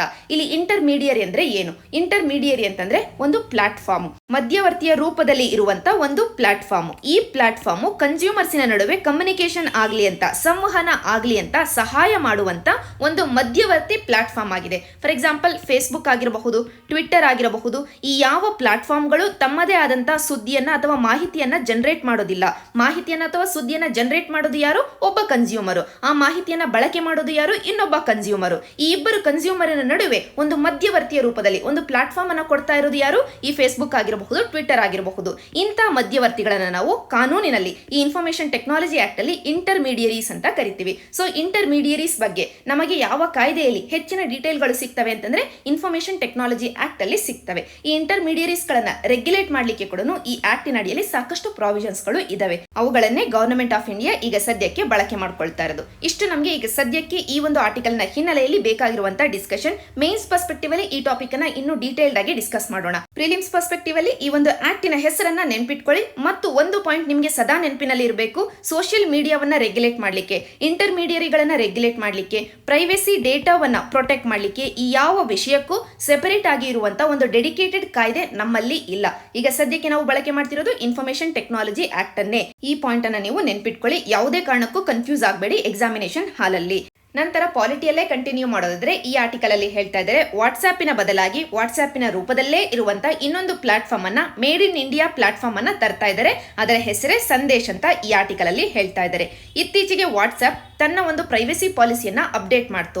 ಆ ಸಂದರ್ಭದಲ್ಲಿ ಆದಂತಹ ಸಾಕಷ್ಟು ಕಳವಳಗಳು ಮತ್ತು ಆ ಒಂದು ಹಿನ್ನೆಲೆಯಲ್ಲಿ ನಮಗೆ ಎಕ್ಸಾಮ್ ಪರ್ಸ್ಪೆಕ್ಟಿವ್ ಅಲ್ಲಿ ಬೇಕಾಗಿರುವಂತಹ ಪಾಯಿಂಟ್ಗಳು ಎಲ್ಲವನ್ನ ಡಿಸ್ಕಸ್ ಮಾಡಲಾಗಿದೆ ನಮ್ಮ ಚಾನೆಲ್ ಅಲ್ಲಿ ಅಪ್ಲೋಡ್ ಆಗಿರುವಂತಹ ಈ ವಿಡಿಯೋದಲ್ಲಿ. ಸೊ ಈ ವಿಡಿಯೋವನ್ನ ನೀವು ಬಳಕೆ ಮಾಡ್ಕೊಳ್ಳಿ ಈ ವಾಟ್ಸ್ಆಪ್ ಇಶ್ಯೂ ಏನು ಅಂತ ಅರ್ಥ ಮಾಡ್ಕೊಳ್ಳಿಕ್ಕೆ. ಈಗ ಸದ್ಯಕ್ಕೆ ಈ ಆರ್ಟಿಕಲ್ ಅಲ್ಲಿ ಹೇಳ್ತಾ ಇರುವಂತಹ ಒಂದು ಪಾಯಿಂಟ್ ಅಂತಂದ್ರೆ, ಈ ವಾಟ್ಸ್ಆಪ್ ಇಶ್ಯೂ ಆದ ಹಿನ್ನೆಲೆಯಲ್ಲಿ ಮೇಡ್ ಇನ್ ಇಂಡಿಯಾ ಒಂದು ಪ್ಲಾಟ್ಫಾರ್ಮ್ ಬರ್ತಾ ಇದೆ. ಆ ಪ್ಲಾಟ್ಫಾರ್ಮಿನ ಹೆಸರು ಸಂದೇಶ್ ಅನ್ನುವಂತ ಪ್ಲಾಟ್ಫಾರ್ಮ್. ಎಕ್ಸಾಮ್ ಪರ್ಸ್ಪೆಕ್ಟಿವ್ ಅಲ್ಲಿ ಈ ಪ್ಲಾಟ್ಫಾರ್ಮ್ ನಮಗೆ ಇಂಪಾರ್ಟೆಂಟ್ ಯಾಕೆ ಅಂತಂದ್ರೆ, ministry of electronics and information ಟೆಕ್ನಾಲಜಿಯ ಅಡಿಯಲ್ಲಿ ಕೆಲಸವನ್ನ ಮಾಡ್ತಾ ಇರುವಂತಹ ನ್ಯಾಷನಲ್ ಇನ್ಫಾರ್ಮ್ಯಾಟಿಕ್ಸ್ ಸೆಂಟರ್. ಈ ಸೆಂಟರ್ ಸಂದೇಶ್ ಪ್ಲಾಟ್ಫಾರ್ಮ್ ಅನ್ನ ಡೆವಲಪ್ ಮಾಡಿರೋದು ಅದಕ್ಕೋಸ್ಕರ. ವಾಟ್ಸ್ಆಪಿನ ರೂಪದಲ್ಲೇ ಕೆಲಸವನ್ನ ಮಾಡುವಂತ ಒಂದು ಪ್ಲಾಟ್ಫಾರ್ಮ್ ಸಂದೇಶ್ ಅನ್ನುವಂತ ಪ್ಲಾಟ್ಫಾರ್ಮ್. ಇದು ಒಂದು ಗವರ್ನಮೆಂಟ್ ಇನ್ಸ್ಟಂಟ್ ಮೆಸೇಜಿಂಗ್ ಸಿಸ್ಟಮ್ ಆಗಿದೆ. ಅದರ ಹೆಸರೇ ಹೇಳ್ತಾ ಇದೆ, ಗವರ್ನಮೆಂಟ್ ಡೆವಲಪ್ ಮಾಡಿರುವಂತ, ಗವರ್ನಮೆಂಟಿನ ಒಂದು ಸಂಸ್ಥೆ ಆಗಿರುವಂತ ನ್ಯಾಷನಲ್ ಇನ್ಫಾರ್ಮ್ಯಾಟಿಕ್ಸ್ ಸೆಂಟರ್ ಡೆವಲಪ್ ಮಾಡಿರುವಂತ ಒಂದು ಪ್ಲಾಟ್ಫಾರ್ಮ್. ಇನ್ಸ್ಟಂಟ್ ಮೆಸೇಜಿಂಗ್ ಅಂದ್ರೆ ತ್ವರಿತವಾಗಿ ನಾವು ಮಾಹಿತಿಯನ್ನ ಕಳಿಸುವಂತ, ಮಾಹಿತಿಯನ್ನ ಶೇರ್ ಮಾಡುವಂತ ಒಂದು platform, instant messaging system. So ಮೊದಲನೇ ಪಾಯಿಂಟ್, ಸಂದೇಶ್ ಅನ್ನೋದು ಒಂದು ಗವರ್ನಮೆಂಟ್ ಇನ್ಸ್ಟಂಟ್ ಮೆಸೇಜಿಂಗ್ ಸಿಸ್ಟಮ್ ಆಗಿದೆ. ಇದನ್ನ ಡೆವಲಪ್ ಮಾಡಿದ್ದು ಯಾರು ಅಂತಂದ್ರೆ, ಎರಡನೇ ಪಾಯಿಂಟ್ ನ್ಯಾಷನಲ್ ಇನ್ಫಾರ್ಮ್ಯಾಟಿಕ್ಸ್ ಸೆಂಟರ್. ಇಷ್ಟು ನಿಮಗೆ ನೆನಪಿದ್ರೆ ಸಾಕಾಗುತ್ತೆ ಈ ಆರ್ಟಿಕಲ್ ನ ಹಿನ್ನೆಲೆಯಲ್ಲಿ. ನಂತರ ಇಂಡಿಯನ್ ಎಕ್ಸ್ಪ್ರೆಸ್ ಅಲ್ಲಿ ಬಂದಂತ ಈ ಆರ್ಟಿಕಲ್ ಅಲ್ಲಿ ಹೇಳ್ತಾ ಇದ್ದಾರೆ, ಕರಪ್ಷನ್ ಪರ್ಸೆಪ್ಷನ್ ಇಂಡೆಕ್ಸ್ ಅಲ್ಲಿ 2020ನೇ ಸಾಲಿನ ಕರಪ್ಷನ್ ಪರ್ಸೆಪ್ಷನ್ ಇಂಡೆಕ್ಸ್ ಅಲ್ಲಿ ಇಂಡಿಯಾದ ರ್ಯಾಂಕ್ ಬಂದು 86th ರ್ಯಾಂಕ್ ಆಗಿದೆ ಅಂತ. ಇದರ ಹಿನ್ನೆಲೆಯಲ್ಲಿ ಪ್ರಿಲಿಮ್ಸ್ ಪರ್ಸ್ಪೆಕ್ಟಿವ್ ಅಲ್ಲಿ ಒಂದೆರಡು ಮಾತುಗಳನ್ನ ನೋಡೋದಾದ್ರೆ, ಮೊದಲಿಗೆ ಈ ಕರಪ್ಷನ್ ಪರ್ಸೆಪ್ಷನ್ ಇಂಡೆಕ್ಸ್ ಅನ್ನ ಯಾರು ರಿಲೀಸ್ ಮಾಡ್ತಾರೆ ಅಂತಂದ್ರೆ, transparency international. Very important point, prelims perspective ಅಲ್ಲಿ ನೆನ್ಪಿಟ್ಕೊಳ್ಳೇಬೇಕು. ಕರಪ್ಷನ್ ಪರ್ಸೆಪ್ಷನ್ ಇಂಡೆಕ್ಸ್ ಅನ್ನ ಯಾರು ರಿಲೀಸ್ ಮಾಡ್ತಾರೆ ಅಂತಂದ್ರೆ, ಟ್ರಾನ್ಸ್ಪರೆನ್ಸಿ ಇಂಟರ್ನ್ಯಾಷನಲ್ ಅನ್ನುವಂತ ಒಂದು NGO. 2020ನೇ ಸಾಲಿನ ಈ ಇಂಡೆಕ್ಸ್ ಅಲ್ಲಿ 180 ದೇಶಗಳಲ್ಲಿ ಇಂಡಿಯಾದ ಸ್ಥಾನ ಬಂದು 86ನೇ ಸ್ಥಾನ ಆಗಿದೆ. ಅಂದ್ರೆ ಡೈರೆಕ್ಟ್ಲಿ ಇಂಡಿಯಾದಲ್ಲಿ ಭ್ರಷ್ಟಾಚಾರ ಅಥವಾ ಕರಪ್ಷನ್ ಎಷ್ಟರ ಮಟ್ಟಿಗೆ ಇದೆ ಅನ್ನೋದನ್ನ ಈ ಇಂಡೆಕ್ಸ್ ಹೇಳ್ತಾ ಇದೆ. ಸೊ ಈ ಇಂಡೆಕ್ಸ್ ಅನ್ನ ಮತ್ತು ಈ ರ್ಯಾಂಕ್ ಅನ್ನ ಡೈರೆಕ್ಟ್ಲಿ ನೀವು ಇಂಟ್ರೊಡಕ್ಷನ್ ಆಗಿ ಬಳಕೆ ಮಾಡ್ಕೊಳ್ಬಹುದು ಗವರ್ನೆನ್ಸ್ ಆನ್ಸರ್ ಅಲ್ಲಿ, ಕರಪ್ಷನ್ ಬಗ್ಗೆ ಮಾತಾಡ್ತಿರ್ಬೇಕಾದ್ರೆ. ಈಗ ಸದ್ಯಕ್ಕೆ ಪ್ರಿಲಿಮ್ಸ್ ಪರ್ಸ್ಪೆಕ್ಟಿವ್ ಅಲ್ಲಿ ಈ ಇಂಡೆಕ್ಸ್ ಅನ್ನ ಯಾರು ರಿಲೀಸ್ ಮಾಡ್ತಾರೆ ಅಂತಂದ್ರೆ, ಟ್ರಾನ್ಸ್ಪರೆನ್ಸಿ ಇಂಟರ್ನ್ಯಾಷನಲ್ ಅನ್ನುವಂತ ಒಂದು NGO ರಿಲೀಸ್ ಮಾಡುತ್ತೆ. ಈ NGO ಅನ್ನ 1993ರಲ್ಲಿ ಜರ್ಮನಿ ದೇಶದ ಬರ್ಲಿನ್ ನಲ್ಲಿ ಸ್ಥಾಪಿಸಲಾಯಿತು. ಈ NGOದ ಉದ್ದೇಶ ಏನು ಅಂತಂದ್ರೆ, ಗ್ಲೋಬಲಿ ಜಾಗತಿಕ ಹಂತದಲ್ಲಿ ಭ್ರಷ್ಟಾಚಾರವನ್ನ ಕಡಿಮೆ ಮಾಡೋದು, ಭ್ರಷ್ಟಾಚಾರವನ್ನ ಕಡಿಮೆ ಮಾಡ್ಲಿಕ್ಕೋಸ್ಕರ ಆಂಟಿ ಕರಪ್ಷನ್ ಮೆಜರ್ಸ್ ಗಳನ್ನ ಪ್ರಮೋಟ್ ಮಾಡೋದು. ಜೊತೆಗೆ ಭ್ರಷ್ಟಾಚಾರದಿಂದ ಇವತ್ತು ಆಗ್ತಾ ಇರುವಂತಹ ಕ್ರಿಮಿನಲ್ ಆಕ್ಟಿವಿಟೀಸ್ಗಳು, ಕ್ರಿಮಿನಲ್ ಚಟುವಟಿಕೆಗಳು ಏನಾಗ್ತಾ ಇದಾವೆ ಇವುಗಳನ್ನ ಪ್ರಿವೆಂಟ್ ಮಾಡೋದು. ಜೊತೆಗೆ ಈ ಟ್ರಾನ್ಸ್ಪರೆನ್ಸಿ ಇಂಟರ್ನ್ಯಾಷನಲ್ ಅನ್ನೋದು ಒಂದು ಇಂಪಾರ್ಟೆಂಟ್ ಬ್ಯಾರೋಮೀಟರ್ ಒಂದನ್ನ ತರುತ್ತೆ, ಗ್ಲೋಬಲ್ ಕರಪ್ಷನ್ ಬ್ಯಾರೋಮೀಟರ್ ಅಂತ. ಮತ್ತು ಈಗ ನಾವು ಡಿಸ್ಕಸ್ ಮಾಡ್ತಾ ಇರುವಂತಹ ಕರಪ್ಷನ್ ಪರ್ಸೆಪ್ಷನ್ ಇಂಡೆಕ್ಸ್, ಈ ಎರಡನ್ನೂ ರಿಲೀಸ್ ಮಾಡೋದು ಈ ಟ್ರಾನ್ಸ್ಪರೆನ್ಸಿ ಇಂಟರ್ನ್ಯಾಷನಲ್ ಅನ್ನುವಂತ NGO. ಈ ಎರಡು ಪಾಯಿಂಟ್ ಗಳನ್ನ ನೀವು ನೆನ್ಪಿಟ್ಕೊಂಡ್ರೆ ಸಾಕಾಗುತ್ತೆ ಈ ಆರ್ಟಿಕಲ್ ನ ಹಿನ್ನೆಲೆಯಲ್ಲಿ. ನಂತರ GS ಪೇಪರ್ 3 ಎಕಾನಮಿ ಸೆಕ್ಷನ್ ಗೆ ಶಿಫ್ಟ್ ಆಗೋದ್ರೆ, ಈ ಆರ್ಟಿಕಲ್ ಅಲ್ಲಿ ಇಂಡಿಯಾದ ಎನರ್ಜಿ ಕನ್ಸಂಪ್ಷನ್ ಬಗ್ಗೆ, ಎನರ್ಜಿಯನ್ನ ನಾವು ಎಷ್ಟು ಬಳಕೆ ಮಾಡ್ತಾ ಇದೀವಿ ಅನ್ನೋದ್ರ ಬಗ್ಗೆ ಮಾತಾಡ್ತಾ ಇದ್ದಾರೆ. ಈ ಆರ್ಟಿಕಲ್ ಅಲ್ಲಿ ಇಂಟರ್ನ್ಯಾಷನಲ್ ಎನರ್ಜಿ ಏಜೆನ್ಸಿ ಒಂದು ರಿಪೋರ್ಟ್ ಅನ್ನ ರಿಲೀಸ್ ಮಾಡಿದೆ. ಆ ರಿಪೋರ್ಟಿನ ಹೆಸರೇ ಇಂಡಿಯಾ ಎನರ್ಜಿ ಔಟ್ಲುಕ್ ಅಂತ. ಈ ರಿಪೋರ್ಟ್ ಅಲ್ಲಿ ಇಂಟರ್ನ್ಯಾಷನಲ್ ಎನರ್ಜಿ ಏಜೆನ್ಸಿ ಹೇಳ್ತಾ ಇದೆ, ಈಗ ಸದ್ಯಕ್ಕೆ ಇಂಡಿಯಾ ಜಾಗತಿಕ ಮಟ್ಟದಲ್ಲಿ 4th largest global energy consumer ಆಗಿದೆ. ಇವತ್ತು ಪ್ರಪಂಚದಲ್ಲೇ ಅತಿ ಹೆಚ್ಚು ಎನರ್ಜಿಯನ್ನ ಯಾರು ಬಳಕೆ ಮಾಡ್ತಾ ಇದ್ದಾರೆ ಅಂತಂದ್ರೆ, ಒಂದು ಚೈನಾ ಮೊದಲನೇ ಸ್ಥಾನದಲ್ಲಿದೆ, ಎರಡನೇದು USA ಎರಡನೇ ಸ್ಥಾನದಲ್ಲಿದೆ, ಮೂರನೇ ಸ್ಥಾನದಲ್ಲಿ ಯುರೋಪಿಯನ್ ಯೂನಿಯನ್ ಇದೆ, 4ನೇ ಸ್ಥಾನದಲ್ಲಿ ಇಂಡಿಯಾ ಇದೆ. ಆದರೆ ಈ ರಿಪೋರ್ಟ್ ಅಲ್ಲಿ ಇಂಟರ್ನ್ಯಾಷನಲ್ ಎನರ್ಜಿ ಏಜೆನ್ಸಿ ಹೇಳ್ತಾ ಇದೆ, 2030ರ ಹೊತ್ತಿಗೆ ಯುರೋಪಿಯನ್ ಯೂನಿಯನ್ ಅನ್ನ ಹಿಂದಕ್ಕೆ ಇಟ್ಟು ಇಂಡಿಯಾ 3ನೇ ಸ್ಥಾನವನ್ನ ಪಡೆದುಕೊಳ್ಳಬಹುದು ಅನ್ನುವಂತ ಮಾತನ್ನ ಹೇಳ್ತಾ ಇದೆ. ಸೊ ಒಟ್ಟಾರೆಯಾಗಿ ಎಕ್ಸಾಮ್ ಪರ್ಸ್ಪೆಕ್ಟಿವ್ ಅಲ್ಲಿ ಮೊದಲನೇ ಪಾಯಿಂಟ್ ಅಂತಂದ್ರೆ, ಇವತ್ತು ಜಾಗತಿಕ ಹಂತದಲ್ಲಿ ಅತಿ ಹೆಚ್ಚು ಎನರ್ಜಿಯನ್ನ ಬಳಕೆ ಮಾಡ್ತಾ ಇರುವಂತಹ ಎಕಾನಮಿಗಳಲ್ಲಿ ಇಂಡಿಯನ್ ಎಕಾನಮಿ 4th ಪೊಸಿಷನ್ ಅಲ್ಲಿ ಇದೆ. ನಂತರ ಎರಡನೇ ಪಾಯಿಂಟ್ ಅಂತಂದ್ರೆ, ಇಂಡಿಯಾ ಎನರ್ಜಿ ಔಟ್ಲುಕ್ ಅನ್ನುವಂತ ಈ ರಿಪೋರ್ಟ್ ಅನ್ನ ಯಾರು ರಿಲೀಸ್ ಮಾಡಿದ್ರು ಅಂತಂದ್ರೆ, ಇಂಟರ್ನ್ಯಾಷನಲ್ ಎನರ್ಜಿ ಏಜೆನ್ಸಿ ರಿಲೀಸ್ ಮಾಡಿತು. ಇದಕ್ಕಿಂತನೂ ಇಂಪಾರ್ಟೆಂಟ್ ಇನ್ನೊಂದು ರಿಪೋರ್ಟ್ ಅಂತಂದ್ರೆ ವರ್ಲ್ಡ್ ಎನರ್ಜಿ ಔಟ್ಲುಕ್ ಅಂತ. ಈ ಔಟ್ಲುಕ್ ಅನ್ನ ಯಾರು ರಿಲೀಸ್ ಮಾಡ್ತಾರೆ ಅಂತಂದ್ರೆ, ಈ ಇಂಟರ್ನ್ಯಾಷನಲ್ ಎನರ್ಜಿ ಏಜೆನ್ಸಿಯೇ ರಿಲೀಸ್ ಮಾಡುತ್ತೆ. Very important point, international energy agency release ಮಾಡೋದು ವರ್ಲ್ಡ್ ಎನರ್ಜಿ ಔಟ್ಲುಕ್ ಅನ್ನ. ನಿಮಗೆ ಆಪ್ಷನ್ ಅಲ್ಲಿ ಸಾಕಷ್ಟು ಎನರ್ಜಿ ಅನ್ನುವಂತ ಪದ ಇರುವಂತಹ ಸಂಸ್ಥೆಗಳನ್ನೇ ಕೊಡಲಾಗುತ್ತೆ, ಆದ್ದರಿಂದ ಕನ್ಫ್ಯೂಸ್ ಆಗಬೇಡಿ.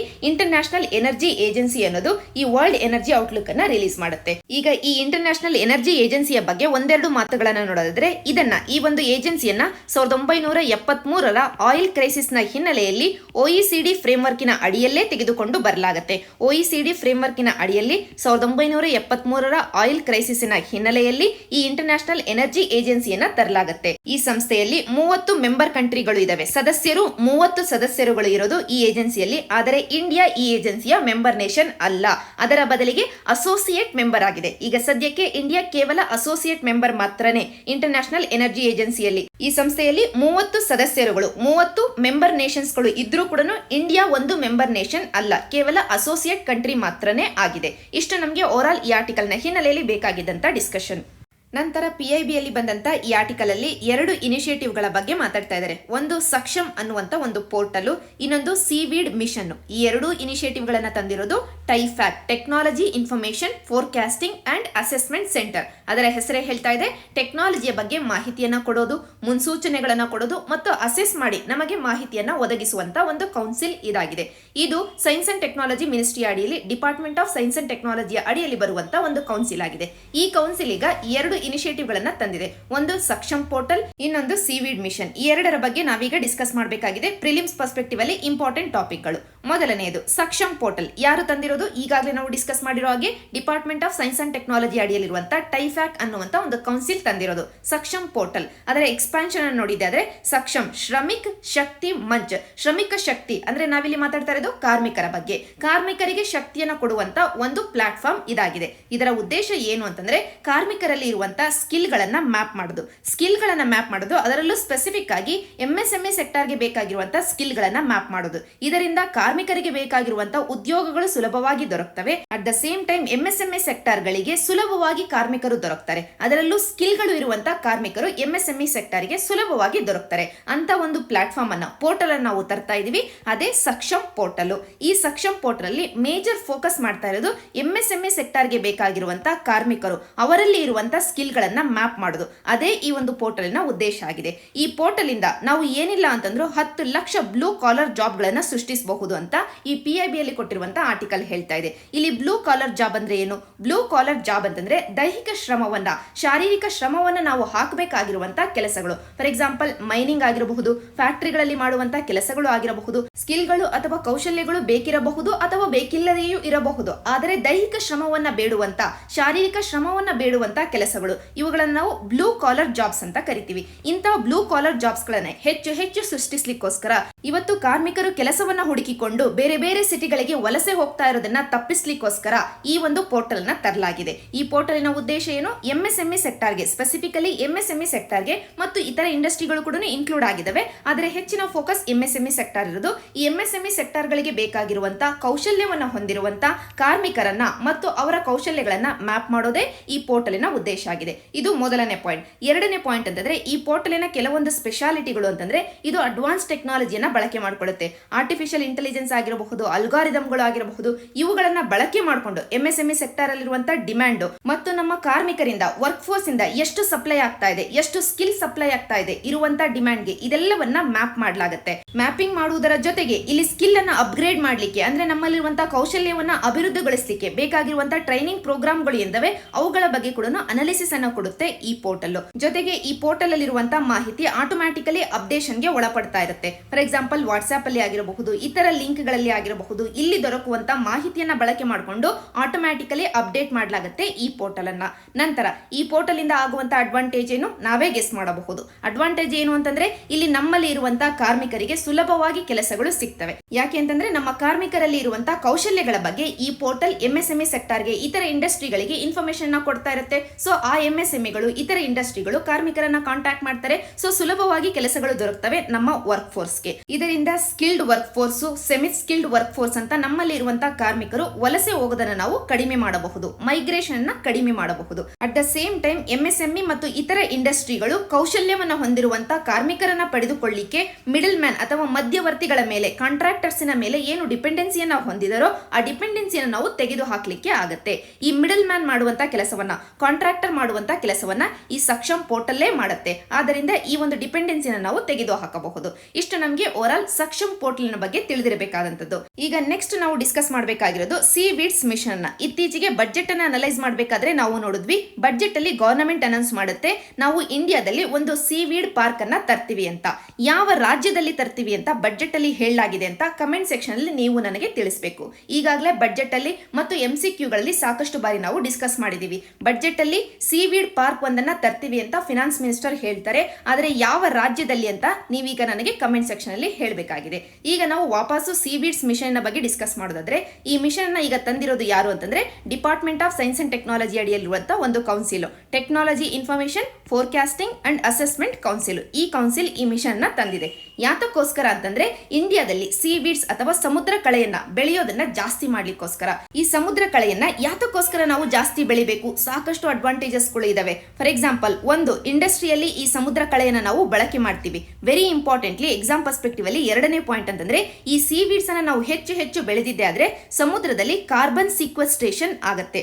ಅಂದ್ರೆ ನಮ್ಮ ಅಟ್ಮಾಸ್ಫಿಯರ್ ಅಲ್ಲಿರುವಂತಹ ಕಾರ್ಬನ್ ಡೈಆಕ್ಸೈಡ್ ಅನ್ನ ನಾವು ಸಮುದ್ರದಲ್ಲಿ ಅಥವಾ ಸಮುದ್ರ ದಡದಲ್ಲಿ ಬೆಳೆಯುವಂತ ಈ ಸಮುದ್ರ ಕಳೆ ಹೀರಿಕೊಂಡು ಈ ಕಾರ್ಬನ್ ಡೈಆಕ್ಸೈಡ್ ಅನ್ನ ಬಳಕೆ ಮಾಡಿಕೊಂಡು ತಾನು ಬೆಳೆಯೋದ್ರಿಂದ ಅಲ್ಲಿ ಆಗುವಂತಹ ಫೋಟೋಸಿಂಥಸಿಸ್ ನ ಕಾರಣದಿಂದಾಗಿ ಅಟ್ಮಾಸ್ಫಿಯರ್ ಅಲ್ಲಿರುವಂತಹ ವಾತಾವರಣದಲ್ಲಿರುವಂತಹ ಕಾರ್ಬನ್ ಡೈಆಕ್ಸೈಡ್ ಕಡಿಮೆ ಆಗ್ತಾ ಹೋಗುತ್ತೆ. ವಾತಾವರಣದಲ್ಲಿರುವಂತಹ ಕಾರ್ಬನ್ ಡೈಆಕ್ಸೈಡ್ ಈ ಸೀವೀಡಿನ ರೂಪದಲ್ಲಿ ಬಯೋಮಾಸ್ ಆಗಿ ಕನ್ವರ್ಟ್ ಆಗುತ್ತೆ. ಸೊ ಒಟ್ಟಾರೆಗೆ ವೆರಿ ಇಂಪಾರ್ಟೆಂಟ್ ಒಂದು ಪಾಯಿಂಟ್ ಅನ್ನು ನೀವು ನೆನ್ಪಿಟ್ಕೊಳ್ಬೇಕು. ಸೀವೀಡ್ ಫಾರ್ಮಿಂಗ್ ಇಂದ, ಸಮುದ್ರ ಕಳೆಯನ್ನ ನಾವು ಕೃಷಿ ಮಾಡೋದ್ರಿಂದ ಕಾರ್ಬನ್ ಸೀಕ್ವೆಸ್ಟ್ರೇಷನ್ ಅನ್ನ ಮಾಡಬಹುದು. ಇದರಿಂದ ಕ್ಲೈಮೇಟ್ ಚೇಂಜ್ ಅನ್ನ, ಗ್ಲೋಬಲ್ ವಾರ್ಮಿಂಗ್ ಅನ್ನ ನಾವು ಎಫೆಕ್ಟಿವ್ ಆಗಿ ಫೈಟ್ ಮಾಡ್ಲಿಕ್ಕೆ ಆಗುತ್ತೆ. ಇದು ಎರಡನೇ ಪಾಯಿಂಟ್. ಮೂರನೇ ಪಾಯಿಂಟ್ ಅಂತಂದ್ರೆ ಸಮುದ್ರದ ಉತ್ಪಾದಕತೆ ಅಥವಾ ಓಷನ್ ಪ್ರೊಡಕ್ಟಿವಿಟಿ ಅಂತ ಕರಿತೀವಿ. ಓಷನ್ ಪ್ರೊಡಕ್ಟಿವಿಟಿಯನ್ನ ಜಾಸ್ತಿ ಮಾಡ್ಲಿಕ್ಕೆ ಆಗುತ್ತೆ. ನಂತರ ನಾಲ್ಕನೆಯದಾಗಿ ಓಷನ್ ಅಲ್ಲಿ, ಸಮುದ್ರದಲ್ಲಿ ಆಗಾಗ್ಗೆ ಆಗುವಂತ ಆಲ್ಗಲ್ ಬ್ಲೂಮ್. ಈ ಆಲ್ಗಲ್ ಬ್ಲೂಮ್ ಇಂದ ಸಮುದ್ರದಲ್ಲಿರುವಂತಹ ಬಯೋಡೈವರ್ಸಿಟಿಗೆ ಸಾಕಷ್ಟು ತೊಂದರೆ ಆಗುತ್ತೆ. ಅಲ್ಲಿರುವಂತಹ ಜೀವ ವೈವಿಧ್ಯಮಯತೆಗೆ, ಅದರಲ್ಲೂ ಮೀನುಗಳ ಸ್ಪೀಶೀಸ್ ಗಳಿಗೆ ಸಾಕಷ್ಟು ತೊಂದರೆ ಆಗುತ್ತೆ ಆಲ್ಗಲ್ ಬ್ಲೂಮ್ ಇಂದ.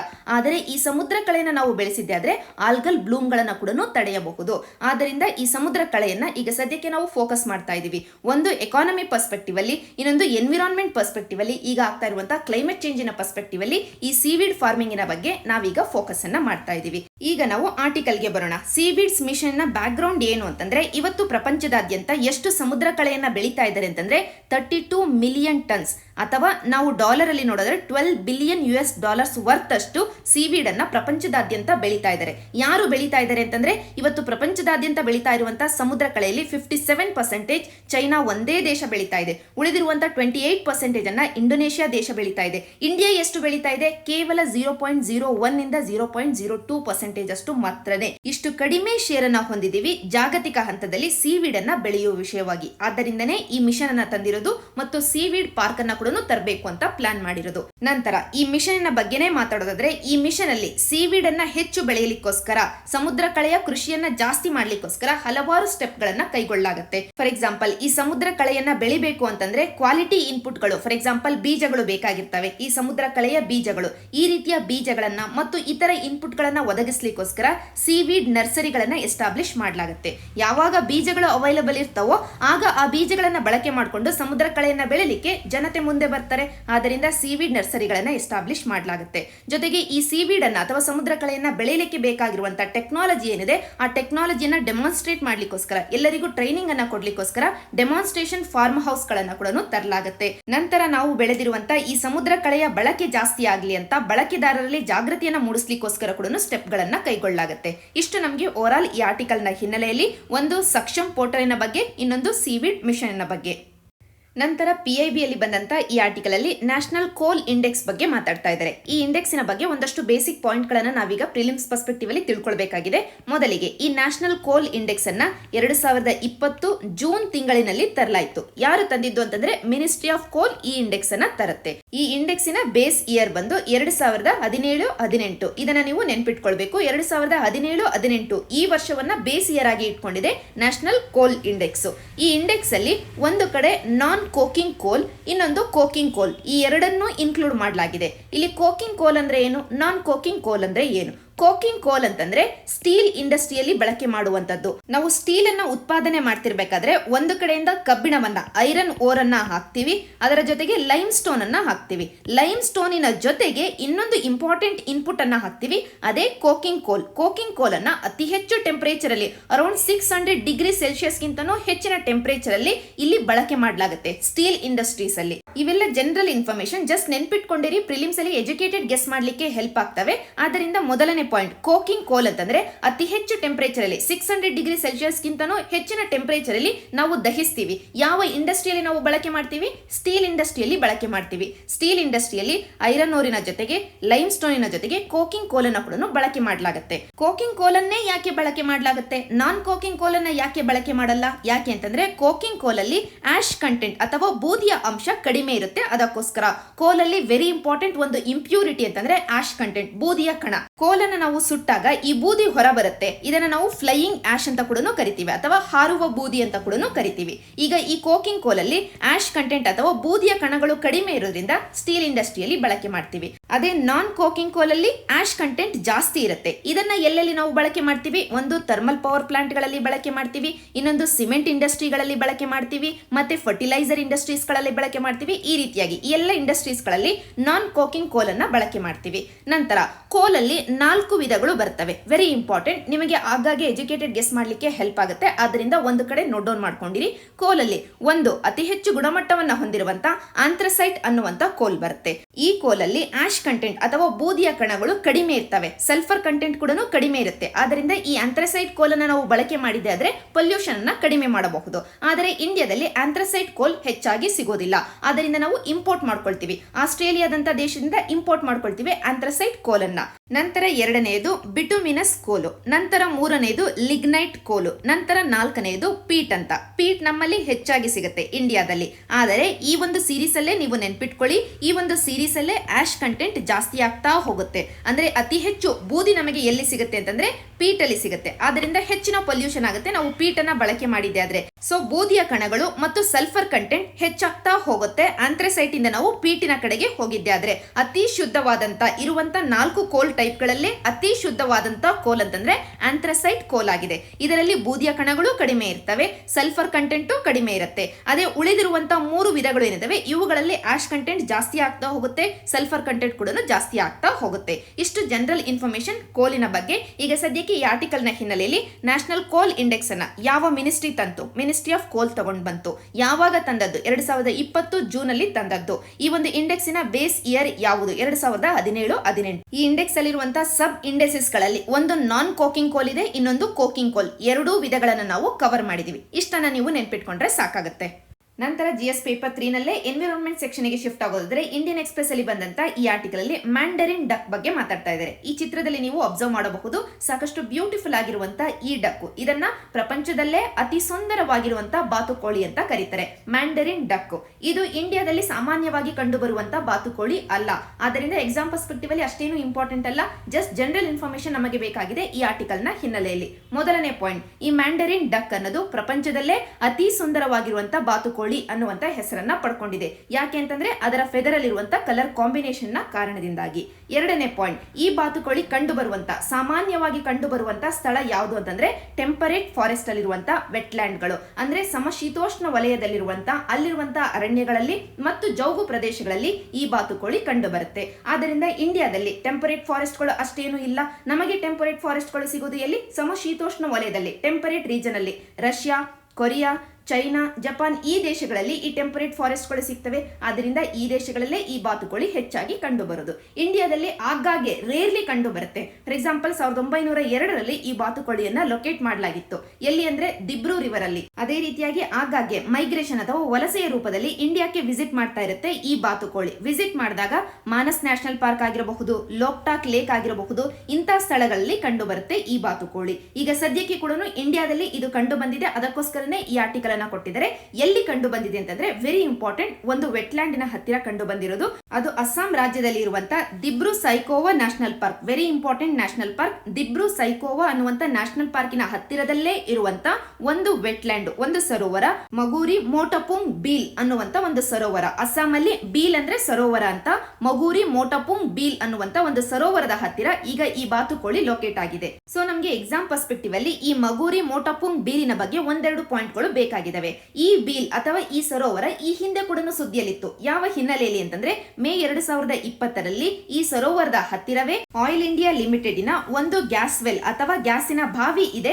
ಅದರಲ್ಲಿ ಅಗ್ನಿ ದುರಂತ ಆಗುತ್ತೆ. ಆ ಅಗ್ನಿ ದುರಂತದಲ್ಲಿ ಸಾಕಷ್ಟು ಫಿಶಸ್ಗಳು, ಸಾಕಷ್ಟು ಬಯೋಡೈವರ್ಸಿಟಿ ಲಾಸ್ ಆಗುತ್ತೆ. ಅದರ ಹಿನ್ನೆಲೆಯಲ್ಲಿ ಕೂಡ ಈ ಮಗೂರಿ ಮೋಟಪುಂಗ್ ಅನ್ನುವಂತ ಸರೋವರ ಸಾಕಷ್ಟು ಸುದ್ದಿಯಲ್ಲಿತ್ತು. ಈಗ ಮತ್ತೆ ಸುದ್ದಿಯಲ್ಲಿದೆ. ಯಾತಕ್ಕೋಸ್ಕರ? ಮ್ಯಾಂಡರಿನ್ ಬಾತುಕೋಳಿಯ ಹಿನ್ನೆಲೆಯಲ್ಲಿ. ಆದ್ದರಿಂದ ಇದರ ಬಗ್ಗೆ ಒಂದು ಇಂಪಾರ್ಟೆಂಟ್ ಪಾಯಿಂಟ್ ಅಂತಂದ್ರೆ ಇದು ಈಗಾಗಲೇ ವೆಟ್ಲ್ಯಾಂಡ್ ಅಂತ ನಮಗೆ ಗೊತ್ತಿದೆ, ಜೌಗು ಪ್ರದೇಶ. ಆದರೆ ಇದನ್ನ ಬಾಂಬೆ ನ್ಯಾಚುರಲ್ ಹಿಸ್ಟರಿ ಸೊಸೈಟಿ ಒಂದು ಇಂಪಾರ್ಟೆಂಟ್ ಬರ್ಡ್ ಏರಿಯಾ ಅಂತ ಡಿಕ್ಲೇರ್ ಮಾಡಿದೆ. ಆದ್ದರಿಂದ ಈ ಪಾಯಿಂಟ್ ಅನ್ನ ನೆನ್ಪಿಟ್ಕೊಳ್ಳಿ. ಮಗೂರಿ ಮೋಟಪುಂಗ್ ಬೀಲ್ ಅನ್ನೋದು Bombay natural history society declare ಮಾಡಿರೋ ಹಾಗೆ ಒಂದು ಇಂಪಾರ್ಟೆಂಟ್ ಬರ್ಡ್ ಏರಿಯಾ ಆಗಿದೆ. ಇಷ್ಟು ನಮಗೆ ಓವರಾಲ್ ಈ ಆರ್ಟಿಕಲ್ ನ ಹಿನ್ನೆಲೆಯಲ್ಲಿ ಬೇಕಾಗಿದ್ದಂತ ಪಾಯಿಂಟ್ಗಳು. ನಂತರ ಎನ್ವಿರಾನ್ಮೆಂಟ್ ಸೆಕ್ಷನ್ ಅಲ್ಲೇ ಕಂಟಿನ್ಯೂ ಮಾಡೋದಾದ್ರೆ ಡೌನ್ ಟು ಅರ್ತ್ ಅಲ್ಲಿ ಬಂದಂತ ಈ ಆರ್ಟಿಕಲ್ ಅಲ್ಲಿ ಹೇಳ್ತಾ ಇದ್ದಾರೆ, ಇಂಡಿಯಾದಲ್ಲಿ ಹೆವಿ ಏರ್ ಪೊಲ್ಯೂಷನ್ ಆಗ್ಲಿಕ್ಕೆ, ವಾಯು ಮಾಲಿನ್ಯ ಅತಿ ಹೆಚ್ಚು ಆಗ್ಲಿಕ್ಕೆ ಕಾರಣ ಅಂತಂದ್ರೆ ಕೋಲನ್ನ ಸುಡ್ತಾ ಇರೋದ್ರಿಂದ ಇಂಡಿಯಾದಲ್ಲಿ ಸಾಕಷ್ಟು ವಾಯು ಮಾಲಿನ್ಯ ಆಗ್ತಾ ಇದೆ ಅಂತ ಈ ಆರ್ಟಿಕಲ್ ಅಲ್ಲಿ ಹೇಳ್ತಾ ಇದ್ದಾರೆ. ಇದರ ಹಿನ್ನೆಲೆಯಲ್ಲಿ ಎಕ್ಸಾಮ್ ಪರ್ಸ್ಪೆಕ್ಟಿವ್ ಅಲ್ಲಿ ನಮಗೆ ಬೇಕಾಗಿರುವಂತಹ ಪಾಯಿಂಟ್ಗಳು ಅಂತಂದ್ರೆ ಇಲ್ಲಿ ಕೋಲನ್ನ ಸುಡ್ತಾ ಇರೋದ್ರಿಂದ ವಾಯು ಮಾಲಿನ್ಯ ಆಗ್ತಾ ಇದೆ. ಆದರೆ ಈ ಮಾಲಿನ್ಯಕ್ಕೆ ಕಾರಣ ಆಗಿರುವಂತಹ ಮಾಲಿನ್ಯ ಕಾರಕಗಳು ಯಾವ್ಯಾವು, ಯಾವ ಪೊಲ್ಯೂಟೆಂಟ್ ಗಳನ್ನ ನಾವು ಕೋಲನ್ನ ಬರ್ನ್ ಮಾಡೋದ್ರಿಂದ ರಿಲೀಸ್ ಮಾಡ್ತಾ ಇದೀವಿ, ಇದನ್ನ ನಾವೀಗ ನೋಟ್ ಡೌನ್ ಮಾಡ್ಕೊಳ್ಬೇಕಾಗಿದೆ. ಈಗಾಗಲೇ UPSC ಪ್ರಿಲಿಮ್ಸ್ ಅಲ್ಲಿ ಕೇಳಿದೆ, ಆದ್ದರಿಂದ ಒಂದು ಕಡೆ ನೋಟ್ ಡೌನ್ ಮಾಡ್ಕೊಳ್ಳಿ. ಸೊ ಮೊದಲನೇ ಪಾಯಿಂಟ್, ನಾವು ಕೋಲನ್ನ ಸುಡೋದ್ರಿಂದ ಸಾಕಷ್ಟು ಟಾಕ್ಸಿನ್ ಗಳನ್ನ, ವಿಷಪೂರಿತ ಅಂಶಗಳನ್ನ ಮತ್ತು ಮಾಲಿನ್ಯ ಕಾರಕಗಳನ್ನ ರಿಲೀಸ್ ಮಾಡ್ತೀವಿ. ಅವುಗಳಲ್ಲಿ ವೆರಿ ಇಂಪಾರ್ಟೆಂಟ್ ಮೊದಲಿಗೆ ಸಲ್ಫರ್ ಡೈಆಕ್ಸೈಡ್. ಈಗ ತಾನೇ ನಾವು ಡಿಸ್ಕಸ್ ಮಾಡಿದ್ವಿ, ಆಂಥ್ರಸೈಡ್ ಕೋಲಲ್ಲಿ ಸಲ್ಫರ್ ಕಂಟೆಂಟ್ ಕಡಿಮೆ ಇರುತ್ತೆ, ಆದರೆ ಬಿಟುಮಿನಿಸ್ ಅಲ್ಲಿ, ಲಿಗ್ನೈಟ್ ಅಲ್ಲಿ, ಪೀಟ್ ಅಲ್ಲಿ ಈ ಸಲ್ಫರ್ ಕಂಟೆಂಟ್ ಜಾಸ್ತಿ ಇರುತ್ತೆ ಅಂತ. ಸೊ ಇದರಿಂದನೇ ನಮ್ಗೆ ಗೊತ್ತಾಗ್ತಾ ಇದೆ ಇಲ್ಲಿ ಕೋಲಲ್ಲಿ ಸಲ್ಫರ್ ಕಂಟೆಂಟ್ ಇದೆ ಅಂತಂದ್ರೆ ಸಲ್ಫರ್ ಡೈಆಕ್ಸೈಡ್ ರಿಲೀಸ್ ಆಗಲೇಬೇಕು. ಸೊ ಸಲ್ಫರ್ ಡೈಆಕ್ಸೈಡ್ ಅನ್ನುವಂತ ಪೊಲ್ಯೂಟೆಂಟ್ ರಿಲೀಸ್ ಆಗುತ್ತೆ. ನಂತರ ನಾವು ಆಶ್ ಕಂಟೆಂಟ್ ಬಗ್ಗೆ ಮಾತಾಡಿದ್ವಿ, ಅಂದ್ರೆ ಬೂದಿಯ ಕಣಗಳು ಹೆಚ್ಚಿರ್ತವೆ ಅಂತ ಮಾತಾಡಿದ್ವಿ. ಆದ್ದರಿಂದ ಪರ್ಟಿಕ್ಯುಲೇಟ್ ಮ್ಯಾಟರ್ ಅನ್ನ ಕೂಡ ರಿಲೀಸ್ ಮಾಡ್ತೀವಿ ನಾವು ಕೋಲನ್ನ ಬರ್ನ್ ಮಾಡಿದಾಗ. ನಂತರ ಮರ್ಕ್ಯುರಿ ಆಗಿರಬಹುದು, ಲೆಡ್ ಆಗಿರಬಹುದು, ನೈಟ್ರೋಜನ್ ಆಕ್ಸೈಡ್ಗಳು ಆಗಿರಬಹುದು, ಪರ್ಟಿಕ್ಯುಲೇಟ್ ಮ್ಯಾಟರ್ ಈಗಾಗಲೇ ನಾವು ಡಿಸ್ಕಸ್ ಮಾಡಿದೀವಿ. ಮತ್ತು ಇತರ ಹೆವಿ ಮೆಟಲ್ಗಳು ಕೂಡ ರಿಲೀಸ್ ಆಗ್ತವೆ ನಾವು ಕೋಲನ್ನ ಬರ್ನ್ ಮಾಡಿದಾಗ. ಎಲ್ಲದರಿಂದ ಆಗುವಂತ ಆರೋಗ್ಯದ ಮೇಲೆ ಆಗುವಂತ ಇಂಪ್ಯಾಕ್ಟ್ ಏನು ಅಂತಂದ್ರೆ ಅಸ್ತಮಾಕ್ಕೆ ಕಾರಣ ಆಗಬಹುದು, ಬ್ರೀದಿಂಗ್ ಡಿಫಿಕಲ್ಟೀಸ್, ಉಸಿರಾಟದಲ್ಲಿ ತೊಂದರೆ ಆಗಬಹುದು, ಬ್ರೈನ್ ಡ್ಯಾಮೇಜ್ ಆಗಬಹುದು, ಹಾರ್ಟ್ ಪ್ರಾಬ್ಲಮ್ಗಳು ಆಗಬಹುದು, ಕ್ಯಾನ್ಸರ್ ಆಗಿರಬಹುದು, ನ್ಯೂರಲಾಜಿಕಲ್ ಡಿಸಾರ್ಡರ್ಗಳು ಆಗಿರಬಹುದು, ಪ್ರೀಮೆಚೂರ್ ಡೆತ್ ಆಗಬಹುದು. ಇವೆಲ್ಲವೂ ಹೆಲ್ತ್ ಇಂಪ್ಯಾಕ್ಟ್ ಆಗಿದವೆ ನಾವು ಕೋಲನ್ನ ಸುಟ್ಟಾಗ ರಿಲೀಸ್ ಮಾಡುವಂತ ಪೊಲ್ಯೂಟೆಂಟ್ಸ್ ಮತ್ತು ಟಾಕ್ಸಿನ್ ಗಳಿಂದ ಆಗುವಂತ ಹೆಲ್ತ್ ಇಂಪ್ಯಾಕ್ಟ್ ಅಲ್ಲಿ. ಇದು ಮೊದಲನೇ ಪಾಯಿಂಟ್. ಎರಡನೇ ಪಾಯಿಂಟ್ ಅಂತಂದ್ರೆ ನಾವು ಕೋಲನ್ನ ಸುಡೋದ್ರಿಂದ ವಾಟರ್ ಪೊಲ್ಯೂಷನ್ ಕೂಡ ಆಗುತ್ತೆ. ಯಾಕೆ ಅಂತಂದ್ರೆ ನಾವು ಈಗ ತಾನೇ ಡಿಸ್ಕಸ್ ಮಾಡಿದ್ವಿ, ನಾನ್ ಕೋಕಿಂಗ್ ಕೋಲನ್ನ ಥರ್ಮಲ್ ಪವರ್ ಪ್ಲಾಂಟ್ ಗಳಲ್ಲಿ ಬಳಕೆ ಮಾಡ್ತೀವಿ ಅಂತ. ಈ ನಾನ್ ಕೋಕಿಂಗ್ ಕೋಲಲ್ಲಿ ಆಶ್ ಕಂಟೆಂಟ್ ಜಾಸ್ತಿ ಇರುತ್ತೆ, ಬೂದಿಯ ಕಣಗಳು ಜಾಸ್ತಿ ಇರ್ತವೆ.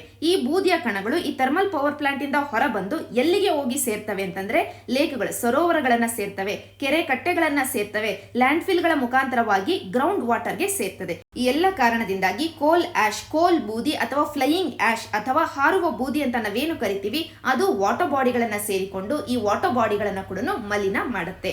ನಂತರ ಲಾಸ್ಟ್ ವೀಕ್ ಕರೆಂಟ್ ಅಫೇರ್ಸ್ ಅಲ್ಲಿ ಒಂದು ಇಂಪಾರ್ಟೆಂಟ್ ಕರೆಂಟ್ ಅಫೇರ್ಸ್ ಮಿಸ್ ಆಗಿತ್ತು, ಅದನ್ನ ಈ ವೀಕ್ ಅಲ್ಲಿ ಕವರ್ ಮಾಡ್ಕೊಳ್ಳೋಣ. ಅದೇನು ಅಂತಂದ್ರೆ ಶ್ರೀವಿಲ್ಲಿಪುತ್ತೂರ್ ಮೇಘಮಲೈ ಟೈಗರ್ ರಿಸರ್ವ್. ಇದು ಈಗ ತಮಿಳುನಾಡಿನ 5ನೇ ಟೈಗರ್ ರಿಸರ್ವ್ ಆಗಿ ಅಥವಾ ಇಂಡಿಯಾದ 51ನೇ ಟೈಗರ್ ರಿಸರ್ವ್ ಆಗಿ ಈಗ ಎಸ್ಟಾಬ್ಲಿಷ್ ಆಗ್ತಾ ಇದೆ. ಶ್ರೀವಿಲ್ಲಿಪುತ್ತೂರ್ ಮೇಘಮಲೈ ಟೈಗರ್ ರಿಸರ್ವ್ ಇದು ಲೊಕೇಟ್ ಆಗಿರೋದು ತಮಿಳುನಾಡಿನಲ್ಲಿ. ಮೊದಲನೇ ಪಾಯಿಂಟ್, ತಮಿಳುನಾಡಿನಲ್ಲಿ ಈಗಾಗಲೇ 4 ಟೈಗರ್ ರಿಸರ್ವ್ಗಳು ಇದಾವೆ, ಇದು 5ನೇ ಟೈಗರ್ ರಿಸರ್ವ್ ಆಗ್ತಾ ಇದೆ. ಈ ಟೈಗರ್ ರಿಸರ್ವ್ ನ ಎಸ್ಟಾಬ್ಲಿಷ್ ಮಾಡ್ತಿರ್ಬೇಕಾದ್ರೆ ಇದಕ್ಕಿಂತ ಮುಂಚೆ ಮೇಘಮಲೈ ವೈಲ್ಡ್ ಲೈಫ್ ಸ್ಯಾಂಚುರಿ ಅಂತ ಒಂದು ವೈಲ್ಡ್ ಲೈಫ್ ಸ್ಯಾಂಚುರಿ ಇತ್ತು. ಅದೇ ರೀತಿಯಾಗಿ ಶ್ರೀವಿಲ್ಲಿಪುತ್ತೂರ್ ಗ್ರಿಸಲ್ಡ್ ಸ್ಕ್ವಿರಲ್ ವೈಲ್ಡ್ ಲೈಫ್ ಸ್ಯಾಂಚುರಿ ಅಂತ ಇನ್ನೊಂದು ವೈಲ್ಡ್ ಲೈಫ್ ಸ್ಯಾಂಚುರಿ ಇತ್ತು. ಗ್ರಿಸಲ್ಡ್ ಸ್ಕ್ವಿರಿಲ್ ಅಥವಾ ಒಂದು ಅಳಿಲು ಇದು.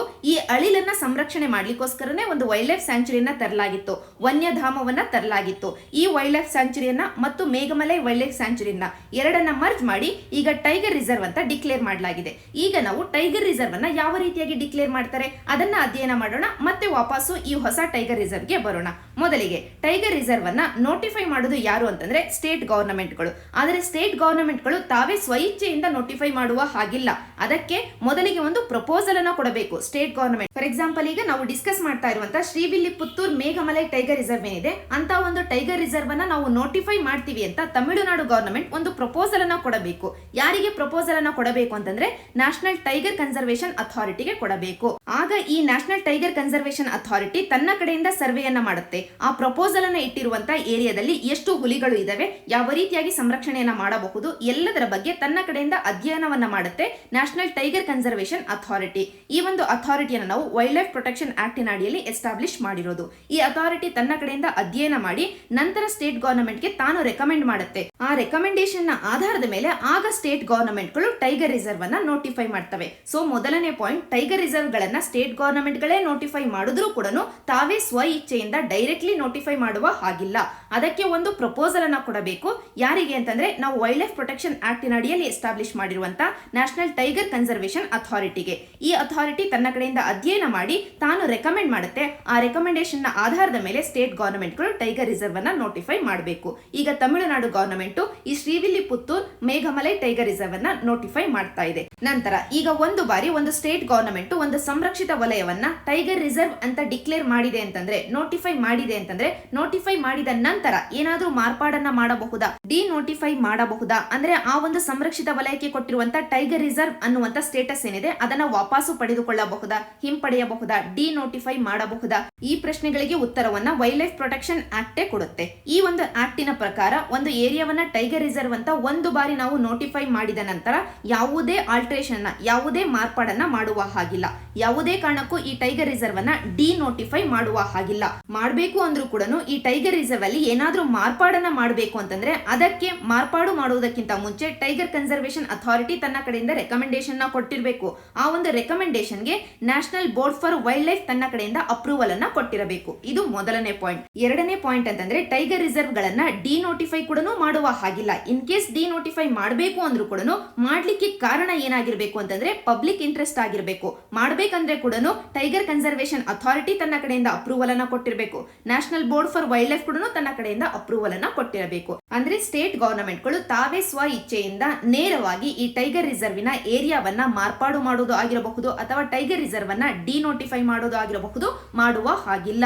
ಮಾಡಬೇಕು ಅಂದ್ರೂ ಕೂಡ ನ್ಯಾಷನಲ್ ಟೈಗರ್ ಕನ್ಸರ್ವೇಷನ್ ಅಥಾರಿಟಿ ಮತ್ತು national board for wild life ಈ ಎರಡರಿಂದ ಅಪ್ರೂವಲ್ ಅನ್ನ ತೆಗೆದುಕೊಳ್ಬೇಕು, ಒಪ್ಪಿಗೆಯನ್ನ ತೆಗೆದುಕೊಳ್ಬೇಕು. ಇಷ್ಟು ನಮಗೆ ಟೈಗರ್ ರಿಸರ್ವ್ ಅನ್ನ ಯಾರು ನೋಟಿಫೈ ಮಾಡ್ತಾರೆ, ಯಾವ ರೀತಿಯಾಗಿ ನೋಟಿಫೈ ಮಾಡ್ತಾರೆ ಮತ್ತು ಅದರಲ್ಲಿ ಏನಾದ್ರೂ ಮಾರ್ಪಾಡನ್ನ ಮಾಡ್ಲಿಕ್ಕೆ ಆಗುತ್ತಾ, ಡಿನೋಟಿಫೈ ಅನ್ನ ಮಾಡ್ಲಿಕ್ಕೆ ಆಗುತ್ತಾ, ಮಾಡಬೇಕು ಅಂತಂದ್ರೆ ಇರುವಂತ ಕಂಡೀಷನ್ಸ್ ಏನು ಮತ್ತು ಯಾವ ಕಾಯ್ದೆ ಈ ಎಲ್ಲದರ ಬಗ್ಗೆ ಮಾತಾಡುತ್ತೆ. ಇಷ್ಟು ನಮಗೆ ಡೀಟೇಲ್. ಈಗ ಒಂದು ಪಾಯಿಂಟ್ ಅನ್ನ ನೀವು ನನಗೆ ಕಮೆಂಟ್ ಸೆಕ್ಷನ್ ಅಲ್ಲಿ ಹೇಳಬೇಕು. National board for wild life ಈ ಬೋರ್ಡ್ ಅನ್ನ ವೈಲ್ಡ್ ಲೈಫ್ ಪ್ರೊಟೆಕ್ಷನ್ ಆಕ್ಟೇ ಕೊಡುತ್ತೆ.